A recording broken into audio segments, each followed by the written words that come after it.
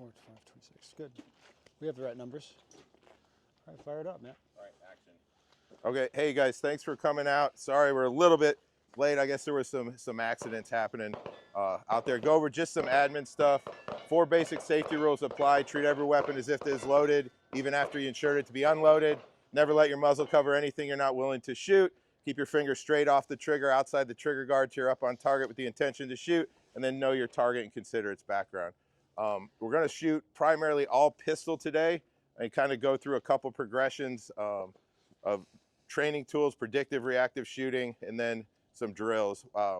We'll be shooting kind of throughout the next 2 days, like disconnected yard lines for some exercises. If there's ever something that we put you guys on that you're not comfortable doing or it looks unsafe to you, by all means, say something about it and we can talk about it. We spend a lot of time training this way and making sure that everything is as safe as possible. We've never had an event or any issue, so we don't plan to. Speak for yourself. There's been a couple issues. Not I didn't with cause me. them. I didn't cause them. No. One thing we'd like to say, so we're gonna film this whole class, just us, not the class, and it'll all be, available on YouTube or wherever Ben loads it up to for free. So we'd ask. We ask you guys not to video. Joel's gonna be in the way of videoing, but everybody will get the video after. And that's just so we can, like, it's a work thing on my side, and don't worry about it. But everybody will get video of this, so you'll have a record of what we talked about. Yep. All right. What else? All right. The plan. Yeah. Like. Oh, with the shooting in the background, I didn't hear the first part of the rules. Oh, it was just the safety rules. Just the safety rules. Rule number 1: have fun. Yeah. First rule of gun safety. Oh, gotcha. Yeah, I didn't hear it. Yeah. Well, make sure I didn't miss it. Yeah. Just the 4 safety rules. It was just the 4 safety rules. Yep. So I think with that, no more admin stuff. Everybody loaded up, all shooting pistol. Yeah, as far as range rules, like once you're loaded, it's a hot range, you can stay loaded. We ask, don't handle your gun when there's people downrange. The way it'll flow is we'll shoot exercises. You'll get a lot of start beeps, react to that and shoot. Assume you're gonna do whatever the thing is, the drill or exercise. Assume you'll do it again. Top up your gun if you have to, holster up, get ready to do it again. When we're done, the gun's holstered and stay hot. So just don't handle that when people are handle gun when people are downrange, and everything should be fine. Yes. That start at 5 or 7. Yeah. All right. So with that, get up, full loaded up on pistol, and come on down to about the 5-yard line. Everybody, come on over towards the center. Is there a target here that somebody's not shooting? This one, nobody's used. This will be my hoe. This will be my girl right here. My very special lady friend. Come on, gather around, folks. Don't be shy. We're gonna have so much fun. You could be a little shy maybe, but not that shy. All right. We're going to start with a drill progression where we go through foundational skills, as Matt and I would call it. Grip and vision is what we're going to go through. It's going to be the same format tomorrow morning. So the way that we conceptualize this with a handgun, you're going to do it again tomorrow morning with a rifle. So just be aware that there's a lot of similarities between the approach. What we're going to be doing is making you shoot the gun really aggressively in a way that's a little bit uncomfortable. And we want you to fail, and then we want you to try to learn from that, if that makes sense. All right, so I'll show you what we're doing. All right. What the hell is this one, right? All right. We make a couple examples for you, all right? And then we'll talk about it some more.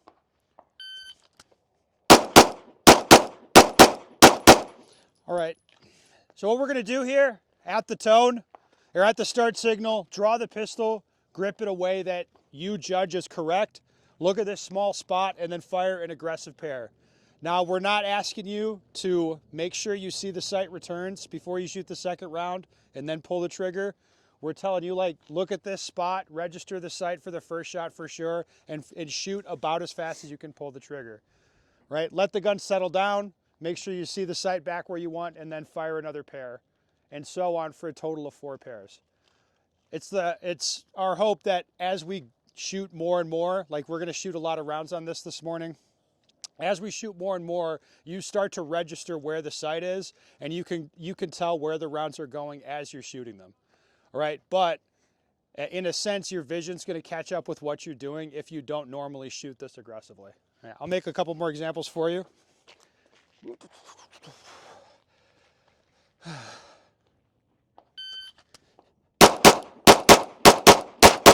All right, so as I kept shooting there over the course of the string, my dominant hand tensed up more and more and more, and I started to drive down onto the gun more and more and more over the course of the string.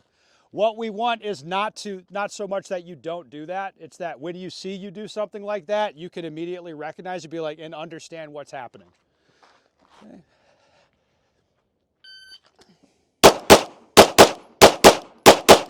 All right. What did I do wrong that time? Anybody? Looking at your dot. Yeah, exactly. So fundamentally, if I keep looking here, the gun's going to track back to that spot and recoil, and it won't be much effort. However, you hit where you look, right? So if I'm following the sight as it goes up and down, the first round's going to go where I want, and then the second round tracks up high. Like it's really not that complicated. The problem is it's not usually this clean to diagnose it. I'll make another example for you.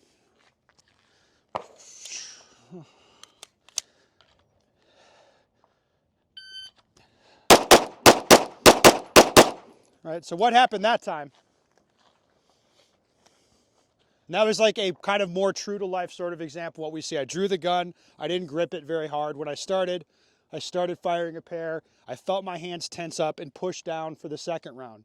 Then the next couple pairs went good as I stayed connected to that spot that I wanted.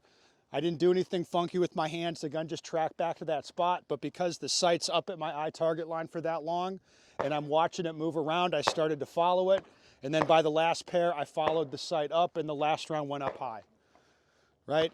What we want, like that's a lot that just happened. But what we want is, again, as you shoot more and more, you're recognizing what's going on and you can articulate. You're like, yep, I see what's happening here. I did this thing, then I started doing some other thing, and then this other thing happened. And like over the course of it, you see what you're doing. What we want is that you kind of build yourself into a machine where you grip the gun the same pressures, the same way. You keep your eye focused on the spot right where you want, all of that. Does that make sense to everybody?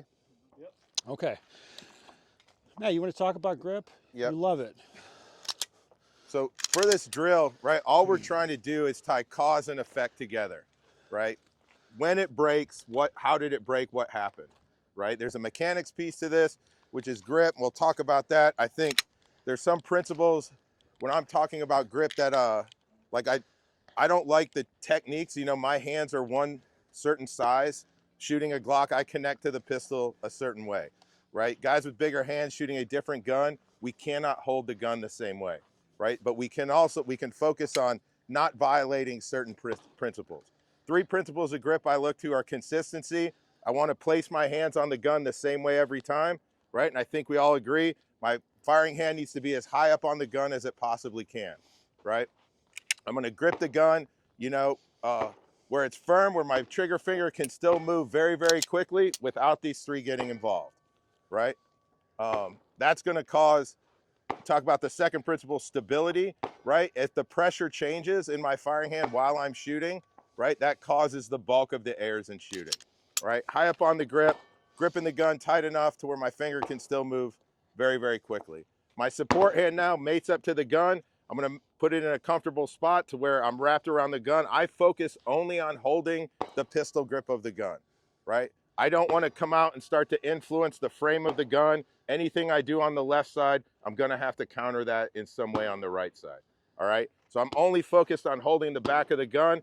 And in terms of pressure, whatever this hand is doing, my non-firing hand is doing more, right? So I will tell you, over time, I've come to realize, like, I do grip the gun relatively tight with my firing hand. The principle of stability, though, I'm trying not to violate, is whatever this hand is doing, my non-firing hand is doing a little bit more, right? And then durability of the grip. At the end of the drill, I'm always assessing after the 8th, is my grip as good after the 8th shot as it was before the first, right? Consistency, stability, and durability, right? And with doubles, we're just trying to tie cause and effect together. When you make a mistake, I think at the closer yard lines, it's primarily going to be a mechanics issue. Your grip is going to change while you're shooting. Does that make sense? So going through this progression, exploring how tight I actually need to hold the gun and what's going to work for you. I mean, Yep. yeah, I like it so far. With that, we'll have everybody run it. Like the idea is we'll shoot this at a yard line a little bit, back up, maybe talk about some other thing, do some little exercise, shoot it some more, back up more, you know, do a little thing, shoot it more, back up more. So again, we'll be on this concept for a while, but you'll get plenty of time to explore it. Just remember one thing, that as far as how feedback's going to come from us, if you're shooting like this, one of us is going to come by and say, go faster, right? Until you start doing stuff like this. And then we'll be like, what is causing this? What do you think's happening? Or like, what do you feel? What do you sense that's going on? So you will be uncomfortable the whole time, hopefully. And I like to have you, like, your frustration at like a simmer. Like, you know what I mean? Like, I don't want you to just be super comfortable like that. I want you to be a little bit frustrated, but I don't want you to throw your gun over the berm and quit. Yep. Even though if you did do that, it would be super funny. If somebody did do that. I think classic training, right? When guys start shooting, they become hyper outcome focused, yeah? You guys, everybody wants to leave with a nice fist-sized group. If you come out and train like that, the only thing you're learning is that you're really comfortable doing exactly what you want to do, right? I always think about, would you ever take your car to a mechanic if it was running perfectly? You have to break it first, right? And that's how you know what needs to be fixed, right? So for this drill, when shooting doubles, right, that's why it's every yard line we shoot, it's going to be about as fast as you can pull the trigger, right? We're trying to tie cause and effect together. We want to see mistakes. Not a lot of mistakes happen at the closer yard lines. 10, 12, 15 yards, shooting that 3 and 5 yard pace. That's when we start to see the mistakes kind of in vivid color, right? It's a little bit louder back there. You see it, you recognize it, tie cause and effect together. I saw the dot do something weird. I felt it in my hands, then apply the appropriate correction for subsequent strings. Yep. All right, one other thing, we're gonna shoot in 2 groups, 2 relays. It's pretty simple the way it's split up. Either you have a plain brown target or you got a black mark in the bottom. So we'll have half the group at a time shooting. When you're not shooting, you can be dry firing. You can go like log off to your car for all, like, it doesn't matter. Like, you don't have to do anything. We'll just be half shooting, half not, just so we can keep track of what's going on and you're not kicking as much brass on each other. It'll just be a little delay for that first group, but then when you're not shooting, be loading. By the time everything's topped off and come back, you'll be right back up again. Right. Any cool. questions? All right, let's go. Grab a target. Let's talk about how to read the targets here, what we're looking for.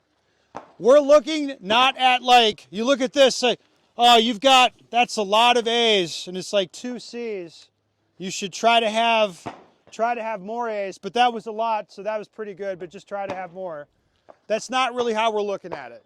Instead, we're looking for the pattern on the target that's going to help us improve a little bit, irrespective of the score.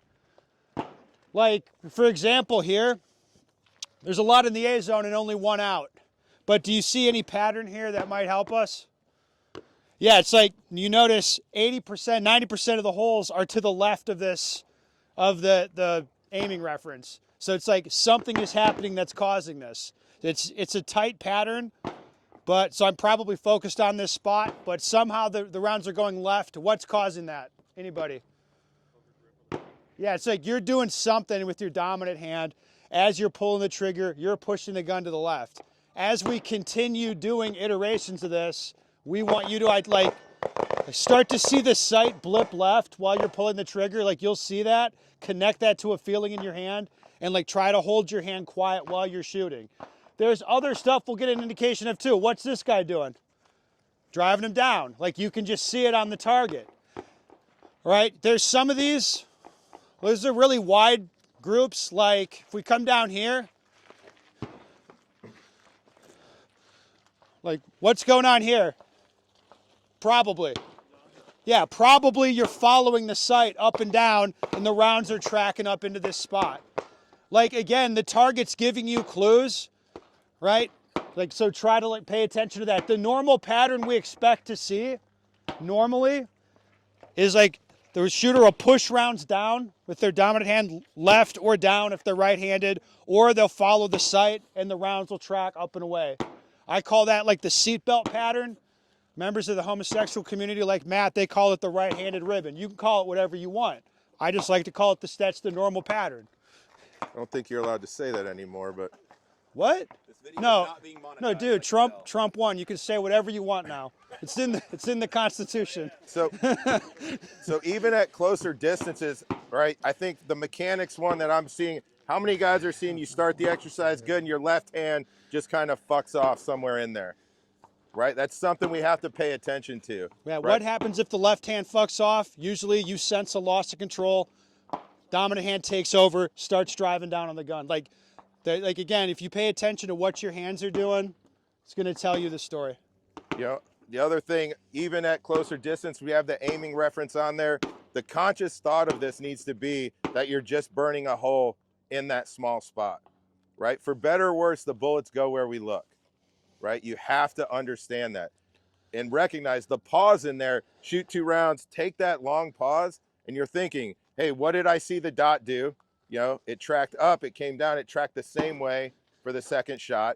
My grip stayed intact. Am I still staring at the target? How many guys feel themselves going target dot, target dot, target dot, and somewhere in there you're shooting, right? We'll see those shots blow out concentrically, right? You think shooting at 5 yards, getting alphas isn't enough. You have to pay attention to how you're getting them, right? Even though, hey, this looks good, it's all good, there's big mistakes here. If we take 2 steps back, like now the accuracy percentage is not going to be where you want it to be. So learning how to recognize when you're standing up close at 5, right? And we're doing that to get comfortable with the exercise, but mistakes look different at 5 than they're going to look at 15. Like, this is a huge change in firing hand pressure to push it, you know, whatever. What is that? It's like 8 inches. Yeah. There's a girl here, Nicole, 8 inches. Come on, it's after 9 o'clock. No, it's after 9. You can say whatever you want now. Right, but learning how to tie that cause and effect together, all right? And it's what you should experience, right? Even we get 150, 200 rounds into this, you should be mentally exhausted, right? And in my opinion, this is the difference between going shooting and then actual training, right? Staying mentally engaged for 8 rounds later in the day is going to be more trying than you think it is, all right? Yep. On that second shot, should you be aware of kind of what your red dot's doing? Because what I found myself doing is I would kind of be target focused, and on the second shot, I guess it was going fast enough where I was just kind of sending both of them. I wasn't aware really what that dot was doing. Right, yeah. So you should be aware of what the sight's doing, but awareness of it, like awareness retrospectively right now is good enough. So if you're like, yeah, I think the sight was sitting up too high when I clacked off the second one, that's good enough. You don't need to see the sight where you want it and then shoot again. We'll do that later. We'll shoot reacting to the sight for every round later. Right now we're shooting, like we call it predictively, which this is a training strategy, right? This is not necessarily the way you want to engage the target. Yeah. I look at this as, for me and my world, this is a training tool, right? USPSA this is the engagement, the goal engagement strategy for every target, right? Look at it, get the dot to stop there, sling 2 at it, right? If you can hold the gun steady, I promise 20, 30 yards, you can catch alphas and close Charlies all day. As a training tool, guys that carry guns concealed, you carry gun for a living, this is just a tool to pressure test foundational skills to see where they break. If you think of this, like, you know, how do you get good at driving 150 miles an hour? You drive 200 miles an hour, right? And you make 150 look slow. So there's part of this, using doubles, predictive shooting as a training strategy. You see it a lot with rifle. You get really good at processing information faster than you should be comfortable processing it, right? And then that leads into, now we're not just talking about aiming schemes, sight picture, trigger press. We're talking about like continuous strategies on how to aim the gun, right? So it's an inoculation to speed, when everything's calm, we're just standing there, right? Get comfortable doing things at a pace where you shouldn't be comfortable doing them. All right. We've got tape out there on the ground and on the targets. Paint sub every hole every time on the targets. We have more black stickers as well. All right. We're going to do a little exercise to highlight how to return the gun to a spot on the target. And before I do that, though, I'll make a demonstration so you understand kind of like the philosophy behind this. Now, what we want, I think what Matt and I would both advocate for, is consistent, predictable return of the gun. What we're not super interested in is mitigating the recoil of the gun, so like trying to stop the sight from rising. We're not trying to do that. Or really nerding out about the tracking pattern of the sight. We're not that worried about that. Like some pistols I own, it goes up to 12 o'clock, sometimes 1 o'clock, sometimes 12:30. Same shooter, same hands. It's like just based on the gun set up. With the rifles, the pattern on the sight can be wacky, right? But as long as it's consistent, doing the same thing every time, that's what we want. All right, let me do some doubles here, and I'll highlight a couple of styles. So first, I'll try to mitigate the recoil.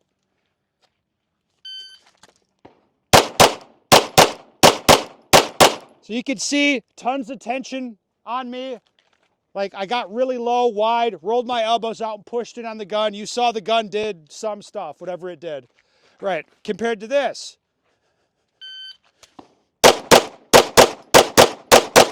Right, where I just brought the gun up, natural posture, right up to my eye line and shot. Any difference really in what the gun was doing that you saw? No. Right, and so what I would say is if you're putting a lot of muscle into the gun and you're trying to stop it from moving, that's a little bit of a fool's errand. And then the more muscle you put into anything, the tougher it is to do it consistently. So I like to think of it as I'm going to connect to the gun with my hands. My forearms will be tense because my tendons will lock my wrist, right? But aside from that, I'm not trying to do anything like with my back or my pecs or anything like that. I'm just going to hold the gun and look at what I want it to return to. Now, to highlight that, we'll do a little exercise where I'm going to index the gun on the target. At the signal, I'll fire a round immediately. Beep, boom, and then I'll return the gun right back to that spot. All we're assessing here is like that the gun comes back to where I'm like, the sight goes right back to where I'm looking. I don't give a fuck where the bullets go. We're not even going to assess that part. We just want the gun to return. So watch me do this a few different ways. Here we go, Matt. So watch the pistol, just the pistol itself, not the target. Stand by.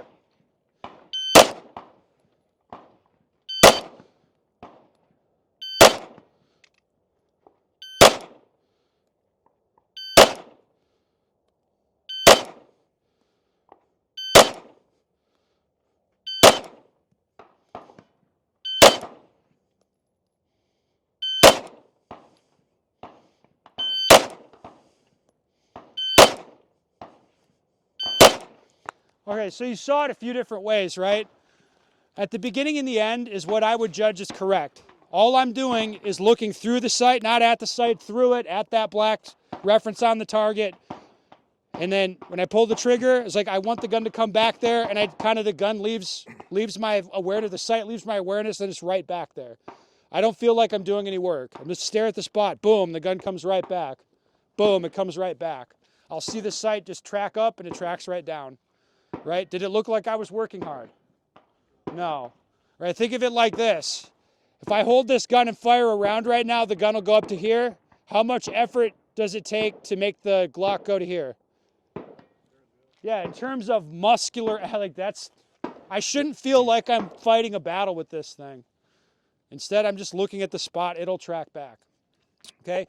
Then you saw the gun dipping down. All I put in my head was don't let the sight rise. Push down on it as you pull the trigger so it doesn't rise. And you saw the gun go down and come back up, and it didn't look as tidy.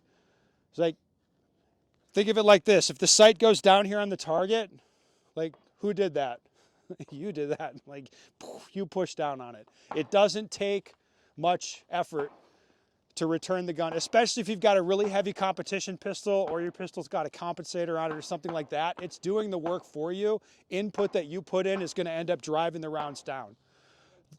Yes. The most common, so if you look at it, which round goes low left or low? when y'all are shooting. The second round, right? You're doing that because you're putting in that input to try to mitigate the rise of the gun. All right, when you saw the gun rise up really slow and be slow to return, all I did was track the sight up and down. And it was that obvious. There was a big change in what I was doing. Instead, you've got to stare at that aiming reference. Like that's I like to say with hatred in your heart, you know? Matt, what would you say? Do you like that one? I don't hate anybody. Matt doesn't hate anybody. I like to imagine that Matt's a hater. All right, but really it's just me. Yeah, so I stare at that spot with hatred and the gun will come right back to it. Right? The intent to drive bullets into the spot's really important. That's what's going to bring the gun back in. This isn't a thing that takes a lot of physical or mechanical effort. It's a simple thing. Like if you're driving your car, you just look where you want to go. You don't focus on the turning the wheel. You just let that part happen. This is the same way. Just look at the spot you want and the sight will come right back to that spot. Does that make sense to everybody? So think the gun's gonna do its thing, right? In about, like I just went down this road with somebody in about 59.7 milliseconds, 0.059 measured, right? So the gun will return and be sitting there for 3 times, you know, 3 times longer, sitting there waiting for you to shoot. It's gonna be back ready way before you are. You don't need to do anything to influence that, right? And I like, you know, you talk about efficiency. I can always do nothing way more consistently than I can do something, right? I can sit around and drink beer so consistently, right? But thinking about something complex, 2 minutes, right? So when we hold the gun, just focus on holding the gun with your hands and your wrists, right? Everything else should be relaxed. Gone are the days where I need to introduce tension into above the waist, like my shoulders or anything. That kills performance with everything. All right, let's get on the line. We'll try this little exercise. Again, we're just returning the gun back down. All right. Don't worry, we don't record that stuff. Should have. Why we didn't? I hit all the highlights. We got it. Matt has something to say. Except I didn't do sexism. I should have done that. Anyway, sorry, Matt, go ahead. All right. All right, we're gonna talk about pressing the trigger. With that one shot return drill, right, I'm a big believer in, I don't think if we fix foundational skills, right, if we develop and overdevelop the grip where I can be super stable on the gun while I'm shooting, it kind of erases the idea that we have to talk about this imaginary trigger press that everyone was taught, right? Conventionally, everybody's taught, right, that I'm gonna touch the trigger and I'm gonna pull it to some sort of imaginary wall, right? Yeah, and then it's like surprise break, boom, the gun goes off, it cycles, and then I come right out to that imaginary wall and sit there, right? How many guys, if we put you up at 3 yards and I go, hey, I want you to just start aimed at the target and shoot 5 rounds into the target in a second, who's gonna pull the trigger that way? No one. Who's gonna pull the trigger that if you compete, like, Chris, you ever gonna pull the trigger like that in a match? With the wall? No, you're not, right? You're gonna come up, once you see visually acceptable, you're gonna touch the trigger and you're gonna smash that a certain number of times, right, to get the appropriate hit. We do it with rifle, we do it with pistol.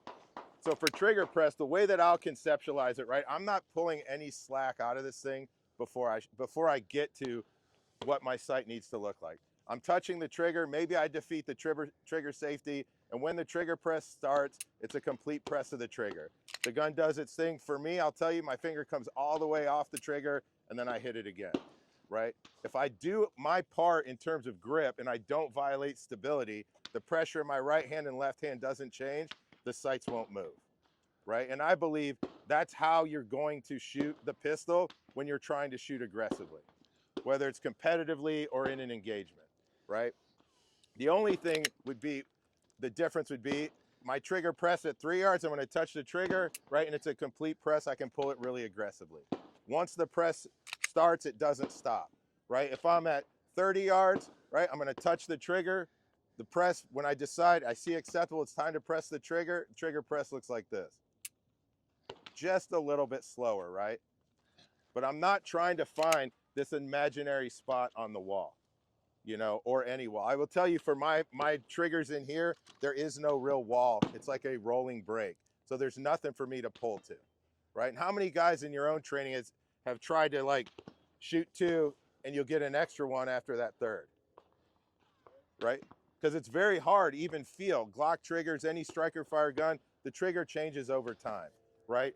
Raced out guns, 2011s, ones with better trigger work, it's much harder to find that imaginary spot when the trigger's only moving, you know, 1/16 or an eighth of an inch, right? So for that reason, I think it's good to conceptualize, you know, how am I pressing the trigger? As soon as I touch it and I get to acceptable, it's a complete, I'm pulling straight through the trigger. I'm not stacking it up in any way. To help get this, like I'll show you how we dry fire it, and it's a little bit weird. Make sure you can see like just little movements in my gun if you want to come a little closer. Now, not to pick on anyone, but I'm going to pick on whoever's target this is. This is gonna. You're welcome. It's going to sound a little counterintuitive, but looking at this target at this point in the day, what do we think's going on here with our shooter? Come on. Well, like most of the holes are over here. Yeah, there's a few that he's been tracking the sight, and that's tracking up. There's one, like, we'll just ignore this little guy, but for the most part, it's pushing the gun to the left. The first thing that I want to do here is start accurately recreating what the problem is. So when I start dry firing this, what should I see off my sight?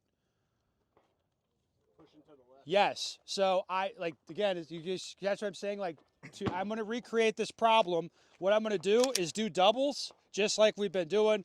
Hold the gun, look at the spot, press. See that super aggressive like Matt's talking about? I'm just trying to put the pressure straight back in. Now to start with, it ought to look like this. You see this? Yeah. Where I'm seeing it blip left? Like if I'm the shooter, this is like, yes, it's blipping left a little bit. I'm clearly doing that. I mean, yes, a little sad. Yes, I'm clearly doing that, but I'm going to hold the gun firmly, press the trigger super hard and aggressively. I'm moving the gun. Yeah, I'm like, yep, this is kind of the look and feel of what's going on.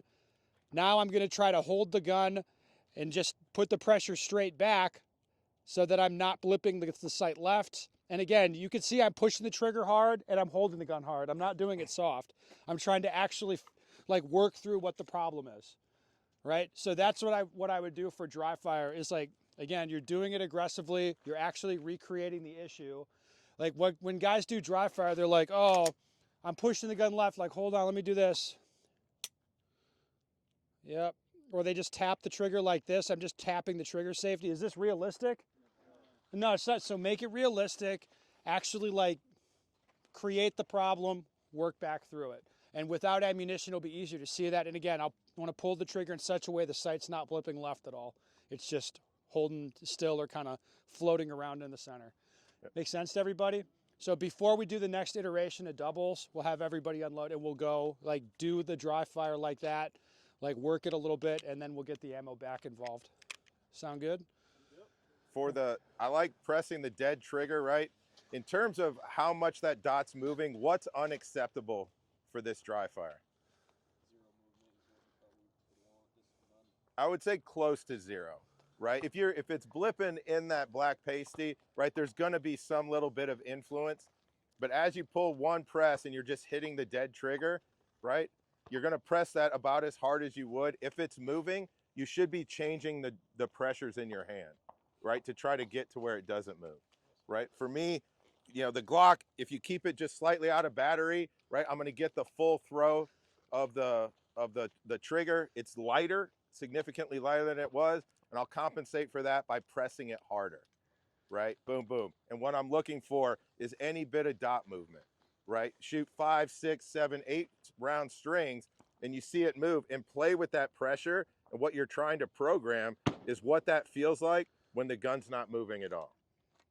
Does that make sense? You can do it on a dead trigger or you can keep it slightly out of battery. If you've got a trigger return spring in the gun where it acts. That's pretty dope how you got your mag in there.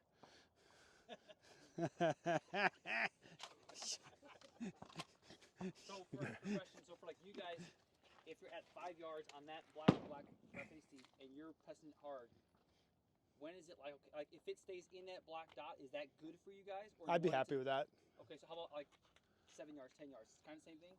It's basically, like in reality, in like shooting live ammo in reality, the sight has to stay in the A zone, right?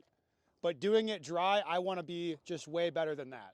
Yeah, yeah. Right? As long as it's like, you know what I mean? Like it's way better than that dry. Like I'd be happy with that. It's not going to look perfect dry, but it's going to be more towards perfect than not. If I'm at 7, smash it and stay in the black. I'm Yeah. going outside the black at 7. I'm trying to change something up. Yeah, you're probably And out as you go, like obviously at 20 yards, no, you're not holding it in there, right? That's a geometry thing, right? A millimeter of movement at 5 meters, if I go back to 50 meters, becomes off the target, right? So learning how to assess it correctly, I'm not concerned because of the distance we're at that pace there. I'm more concerned at the actual movement. Can you objectively assess what the sight's doing while it's happening and not after the fact?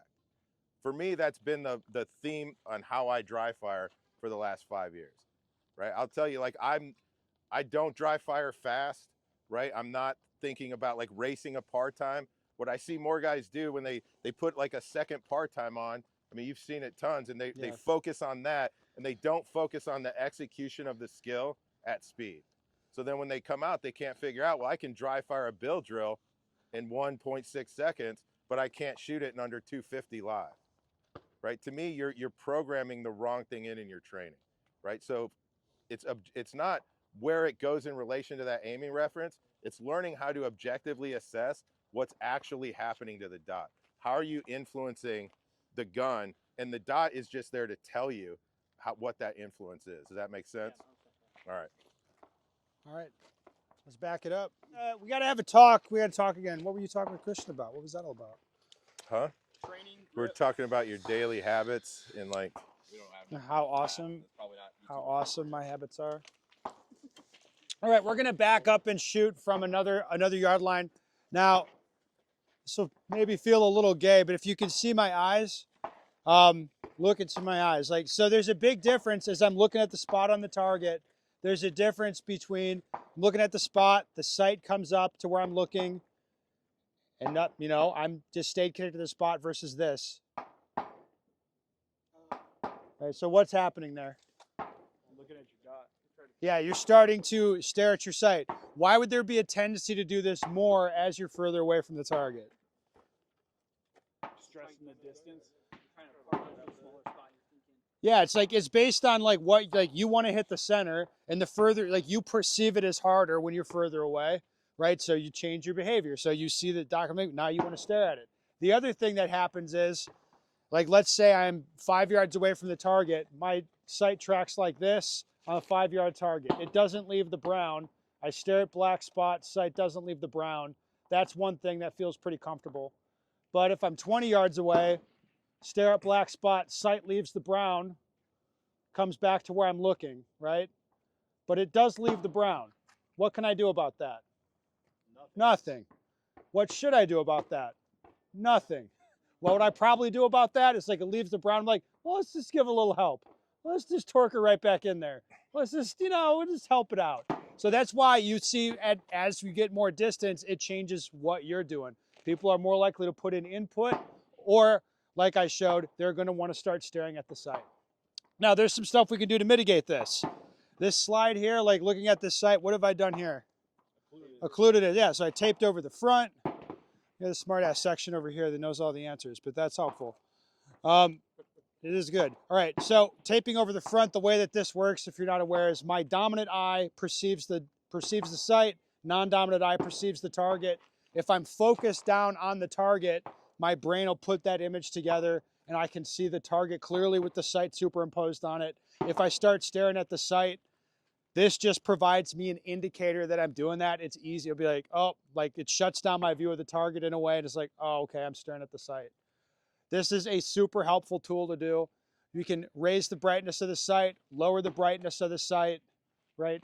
Take the, like use the aiming reference on the target. There's these little games that you can play with your eyes to get yourself to focus on the spot on the target instead of focus on the sight. But the big thing is you need to be aware when you start to stare at the sight, okay? For those of you that track the rounds up high, are you calling them? Are you aware that you did that at the instant you did it? I would say in most cases, no. And the reason is, if you're following that sight up and down, you perceive the brown behind it and it looks good. You're like, it's on brown, and then you like lower the gun and there's a couple more holes up in the C zone up there, and you're like, what the, oh fuck. You know, that's how I experience it anyway. I've done this many times. Yeah, you start staring at the sight and it's like, it's tough to read where it is relative to that spot, if that makes sense. So again, that's another indicator. You're staring at the sight where you're not really accurately perceiving where they're going, right? If like, grab some tape off the ground, occlude your sight if you want, play around with the brightness while you're doing this. Just the key is be aware of what you're doing. Okay, anything to add there, Matt? Because I felt that was pretty awesome. It was pretty good. I got a question real quick. For occluding the sight, Yeah. is it good to do it at all distances, or do you think it's more beneficial to do it when you're farther back? The distance is irrelevant. It's what you're, the dot occlusion is just giving you immediate feedback when both eyes go into the tube, right? Because if your non-dominant eye stays around the tube, right, you'll never lose target focus. Now you can be too aware of the dot, right? We're playing focus versus awareness game here, but focus versus awareness. That's your favorite talk, Matt.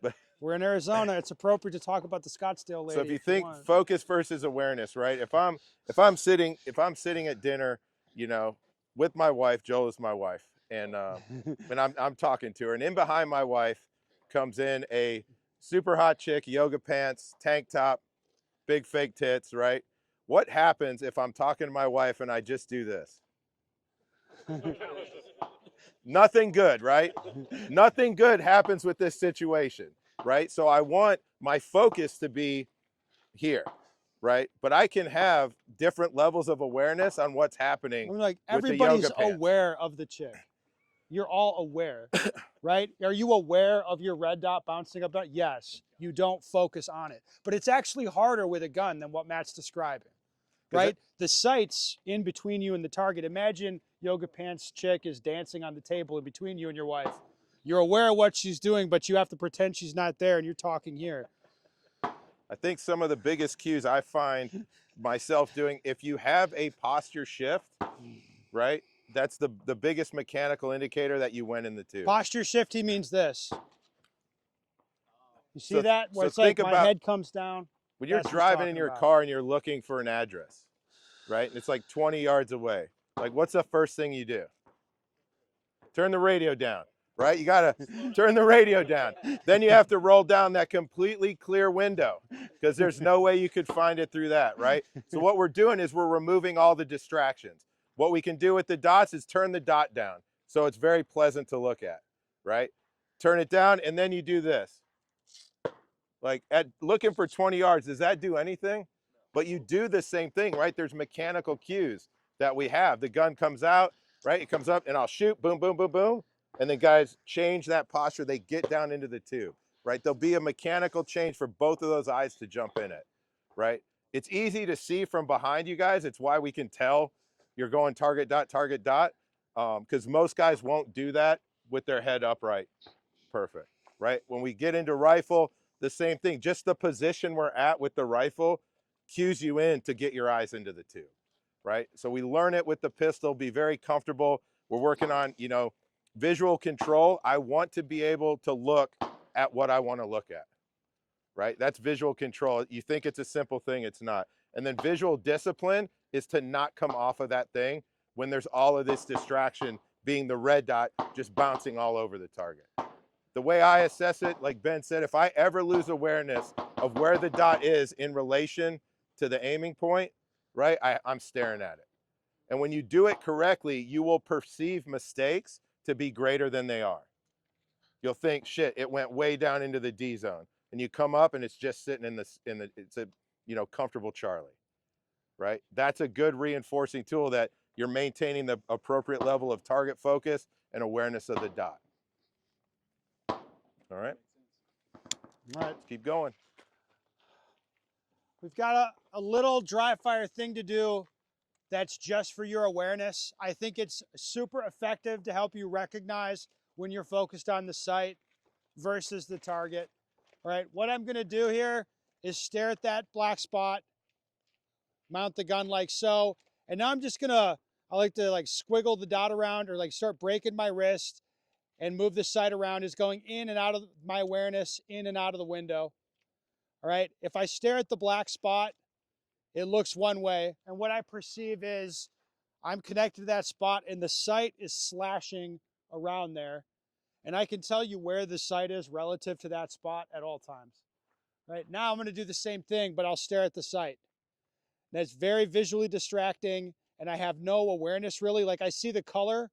In this case, I have a green dot because this is what Two Lamb sold me. It's awesome. Anyway, I got a green dot here, and I see this green thing slashing around, but I could not really tell you where it's at relative to that. It's very difficult to keep track of it, right? And just doing it both ways, do that staring at the sight, do that staring at the target, and it's like it makes it very obvious what's going on. So before the next string, we'll just have everybody do that.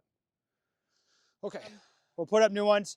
But let's walk down here and take a look at this. Matt, you got any notes? What are we looking for here, Matt?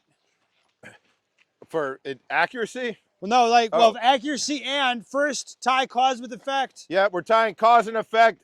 What you saw in terms of the dot tracking for that second shot, are you surprised by what you see on the target?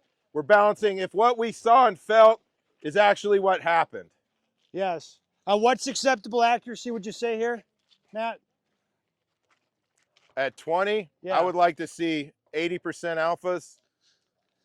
Right? If we shoot doubles as prescribed, right? We're going to shoot 6 strings of 8. You look at 48 rounds, 2 percentage points per hit, right? I'm looking at, I'll take probably 8 to 10 Charlies, ideally. Everything else alpha, deltas are never going to be okay. One way that I'd like to say it, I'd like to see a concentric group centered where I want. So this is more concentric than some. Like this is, you know, it's centered where I want. It's too big, right? We don't want something like this where this indicates like a specific problem. Like I want to be able to get on the gas and it just kind of opens up, right? Instead of like shifting around as I put input on the gun or shifting up, right? I kind of agree. Like I think 20 yards, like 80% A's, that's pretty reasonable. But again, we don't want to see like major errors that are happening systematically. And if I see stuff like this, maybe all my rounds connect with the head, but in time, they're going to go over the shoulder too. So I don't like that shit either. So how many guys are finding the vision piece back at 20 where you're going target dot, right? It's like you're zoom in and zoom out on the target. Well, you'd be surprised as we go farther back, right? Especially shooting rifle 30, 40, 50, a lot of guys stop being target focused at all, right? And you're using the shoulders as a reference in the head, right? And the way we see this, if we take the targets and turn them upside down and have you hit the out, like it's very easy to see the lack of visual control and discipline that's happening, right? Because you take away this aiming reference, right? A lot of guys will see I zoom out from the target. Now I look to the whole target. So anything that hits brown, I have to think is acceptable. Do you agree with that? Absolutely. That's where we've got to stay tuned in. Like if it's hard, for me, it's hard to look at this small of a spot at 20. I would say realistically, I'm looking to about a closed fist-sized group. Right? For my eyes, that's what I see. And I'm just trying to, above everything else, you know, not violating stability, not influencing the gun while I'm shooting, or that's the goal. But the primary thought is do not disconnect from the target, right? As that dot comes up and leaves the target and comes back down, you want to look at it because that's going to, everybody triggers, that's more precise, right? When you zero your pistols, who doesn't stare at the dot? If you say you're target focused when you're zeroed, the best way to describe you is you're a liar. All right. Right? Yeah. Because everybody stares a whole. So as we get closer to zero distances or those farther ones, you're programmed to like, hey, I'm going to come back to the dot. It's going to make me more successful in terms of accuracy. And I promise it's not going to be the way. You've got to find the exact spot you want to hit. All right. There's one other thing, and that's to talk about these references. Normally, like these are just here as a training tool. For a USPSA match, obviously they wouldn't be there. What we want training-wise is to get the value out of these, to understand, like this helps me target focus. Like it helps me get it. Like one thing you can do is, like Matt said, at like 25 yards, make it a fist size, you know, black sticker on here. That's great. Then make it, you know, half that size. with subsequent, then half that size, then have it again. You get to where you have a little sliver of black on there that you can barely see, and you're like looking for it, looking for it. Eventually, when you just don't use a reference at all, it's like, to me, I'm looking small on the target, like zooming in, trying to get to a spot, always get to a tighter spot, like looking for this spot that I know is not really there, if that makes sense. Then eventually, when I'm shooting aggressively, I'll see the color intersect with that spot that I'm looking for and just pull the trigger. But it's like, training wise, you just start getting rid of the black spot and make it smaller and smaller. And eventually, like I said, you're looking for it even though it's not really there. Yeah, the visual control about looking at the spot you want to hit, right? So if we take this at 20 and I change the target like this and we can't hit the no shoot, right? What does everyone pay attention to though? 100%. And that becomes your aiming reference. You're dot focused, you're staring at the no shoot, and then you're just aware, like, I'm not on that no shoot, it's brown behind it, not white, right? And that kills performance. It's not what you want to do. You see it in, if you've ever done shooting photographic targets, right? Like threat targets that have a pistol, how many times do you see that pistol just getting tore up?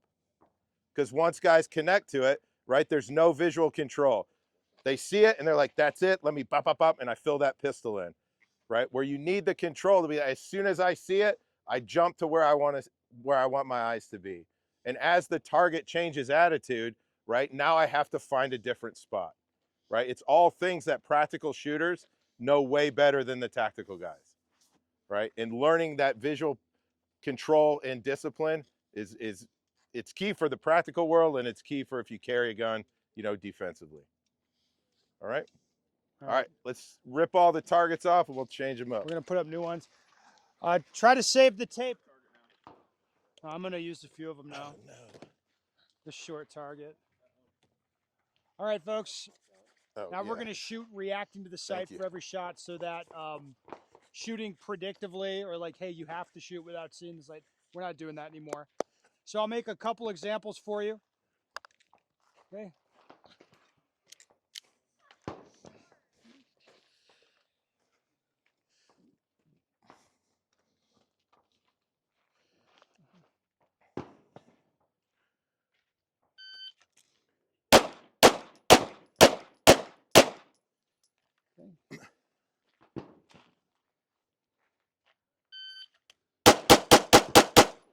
All right.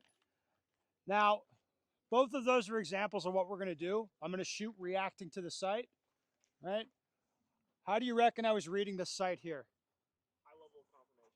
Yeah, so Christian's pretty good at shooting. What do we mean? What does high level of confirmation mean? He's all right. He's all right. He's all right. What does that mean?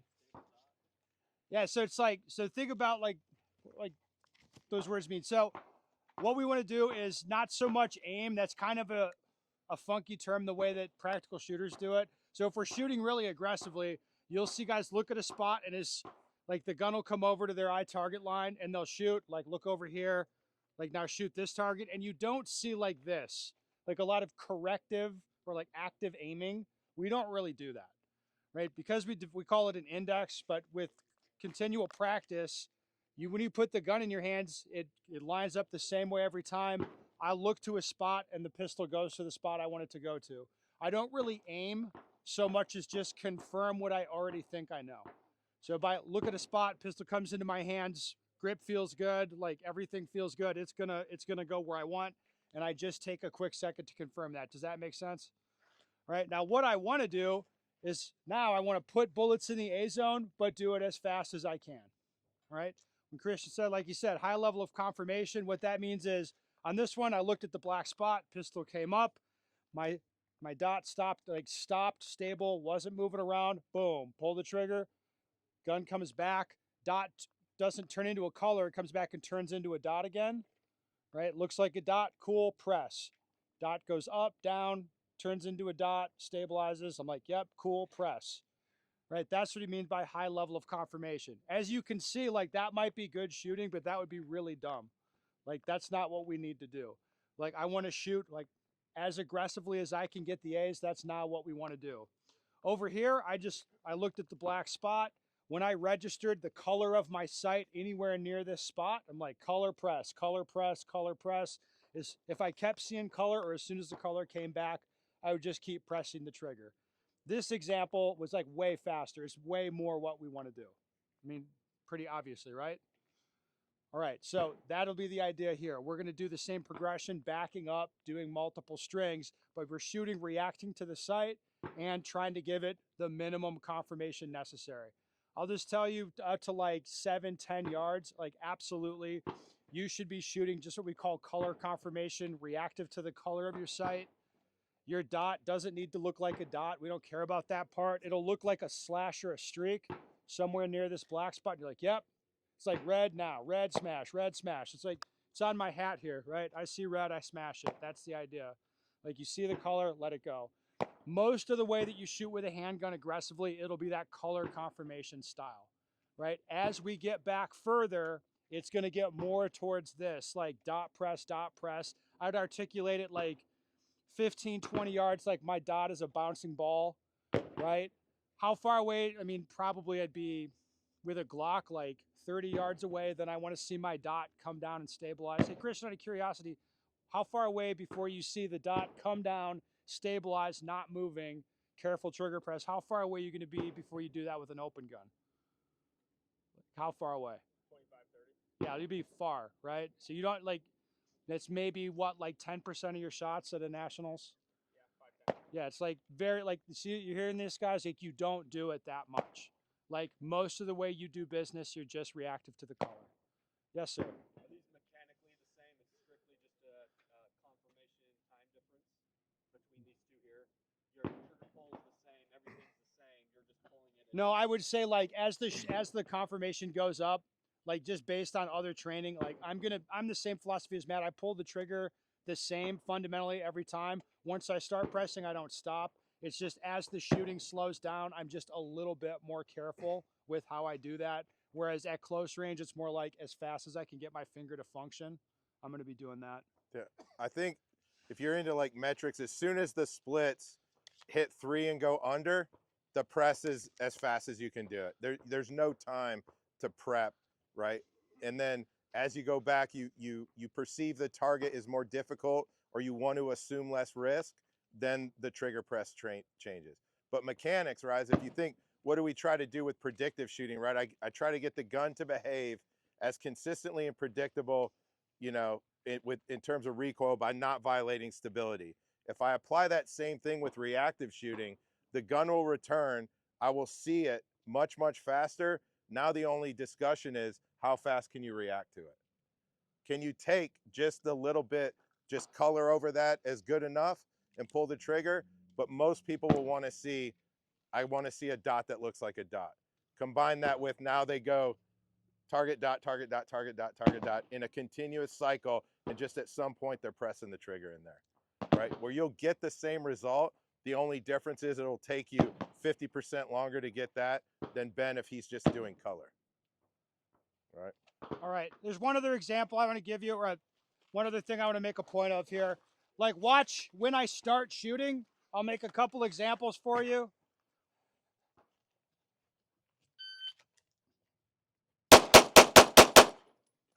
Versus this.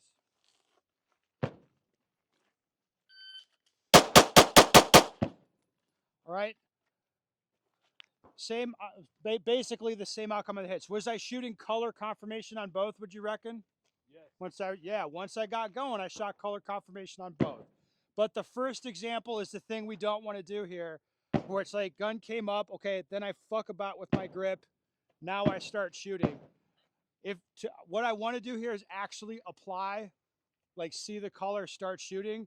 That means as I present the pistol, I've got to roll the pressure onto the grip so that as soon as the gun's up at my eye line and I register color, I can actually react to what I see. Everybody get what I'm saying? It's like to get the grip completed, see the color, start shooting. If you're monkeying around here, like that's a different problem. And the other thing is like you then get tucked behind a really comfortable first sight picture and then start shooting. And it changes things. It makes it a lot easier. I want you to actually try to apply just like color, start shooting as best you can. But again, the grip has to be in place. Make sense? Who still sometimes has a problem picking up the dot very, very quickly, right? So you think when the gun comes up to our eye target line, my first perception of the dot is it has to be sitting in the center of a window. Anything outside of that is a mechanics issue that you fix with dry fire, right? For me, I'll do it where, like, all right, I want a flat presentation. The gun is flat here. Now I have to figure out, when do I make the gun flat in the draw sequence? When would you think? It's when I do it when the gun's angled at the ground, right? So I'm going to come back to right before my grip breaks. So here, this is the position I want to get, right? So as soon as I come out here, the gun is angled down, but it's flat. So as soon as it comes to my eye target line, the dot drops in from nowhere. My hands are moving so fast that my first perception of the dot is it's sitting in the center of a window, right? And it should be sitting in the center of a window directly over whatever I'm looking at, right? We take that back to dry fire, and that's developing the index in dry fire. Virtually impossible to do on the range, in my opinion. You build that in dry fire, but understand the goal is, when are we making the gun flat, right? So a lot of people that have draws like this, right? We've seen that a little bit, right? Gun comes out. Like at that point, now the gun's not flat till you're almost to here, right? I think in terms of efficiency, I want the gun to be flat as soon as my grip is built, right? As soon as I set pressures, my hands are on the gun, right? This is what I've my wrists are fixed in the same position. So the gun comes up, and my first awareness is that dot is sitting directly in the center of the window. If you do that in dry fire, anything other than that, consider that a failed rep, and the work continues. All right? All right. All right. So like I said, same progression. It would be 6-shot strings. Again, reactive to color as we're up close. Be color, color, color. You got to do business that way. 7, 10 yards, 12 yards, 15 yards if you're super skilled. At a certain point, it's going to start being more like dot, dot press, dot press, dot press, or shooting it like a bouncing ball. Okay? Cool. I'm happy with you getting A's. I mean, I won't even really be happy. I'll be ambivalent if you get A's, and if you get C's, I'll be irritated. If it gets worse than that, I'll be mad. I think when you flip over to reactive shooting, right? I'm going to tie sight picture to a trigger press. Anything outside of 100% alphas, mistakes are happening. You're either not assuming the right level of confirmation, or there can be mechanical errors that we're still constantly working to get better. But if I tie trigger press to it, a sight picture to trigger press, alphas is the goal, right? Now the pace will change as we go back, because I have to see something different. What I need to see at 3 is not what I need to see at 30. Does that make sense? All right.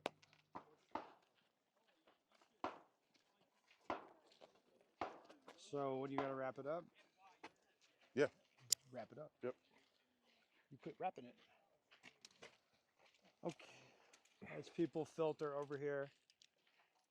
All right. Do we have any observations from what we've gone through so far? Like, it was very simple stuff.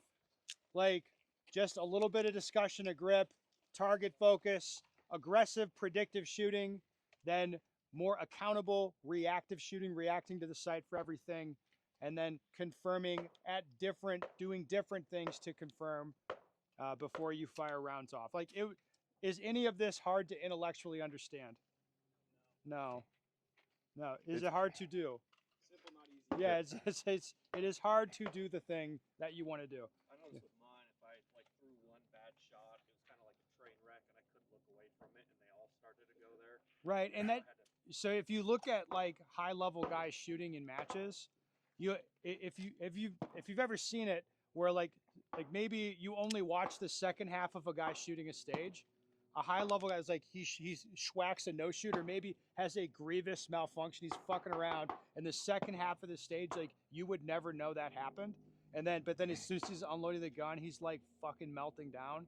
Like, that's a good thing. It's like, it's important. Like, good shooting is about seeing little mistakes and being non-reactive to it, because it only gets worse. It's like, you see the sight blips left, and it's like, I know I just shot a Charlie, and then I start looking over there, it's like, and then I see the hole, like, then I just stack more of them there. Instead, it's like, I see the sight blip left, and I die a little inside knowing I put a Charlie in there, but I don't react to that. Does that make sense? It's like the second thing's better. It's So- still bad, but it's better. So having the ability to make those corrections on the fly, right? To me, doubles as a training tool is where you learn it, right? A lot of guys don't put the right length of pause in there because that's the time for you to think about what just happened and then do it again. If you train for USPSA, right? If you make that 1 to 1.5 seconds, now it starts to mimic the engagement sequence on a stage, right? Breaks in between shooting where there would be moving and other things happening. What happens is doubles is guys are recognizing a mistake is happening, like on the second pair, and they don't fix it for the third and fourth pair, right? If something's not, that's why that pause, how I use the pause in there is make a correction. If the dot did something that you didn't like or you connected to it, the pause is your time to reset, come back to what's right, and then fix that problem on the fly. You think in any world for whatever you train for, do you think having the ability to make corrections in your shooting in real time would be a skill you'd want?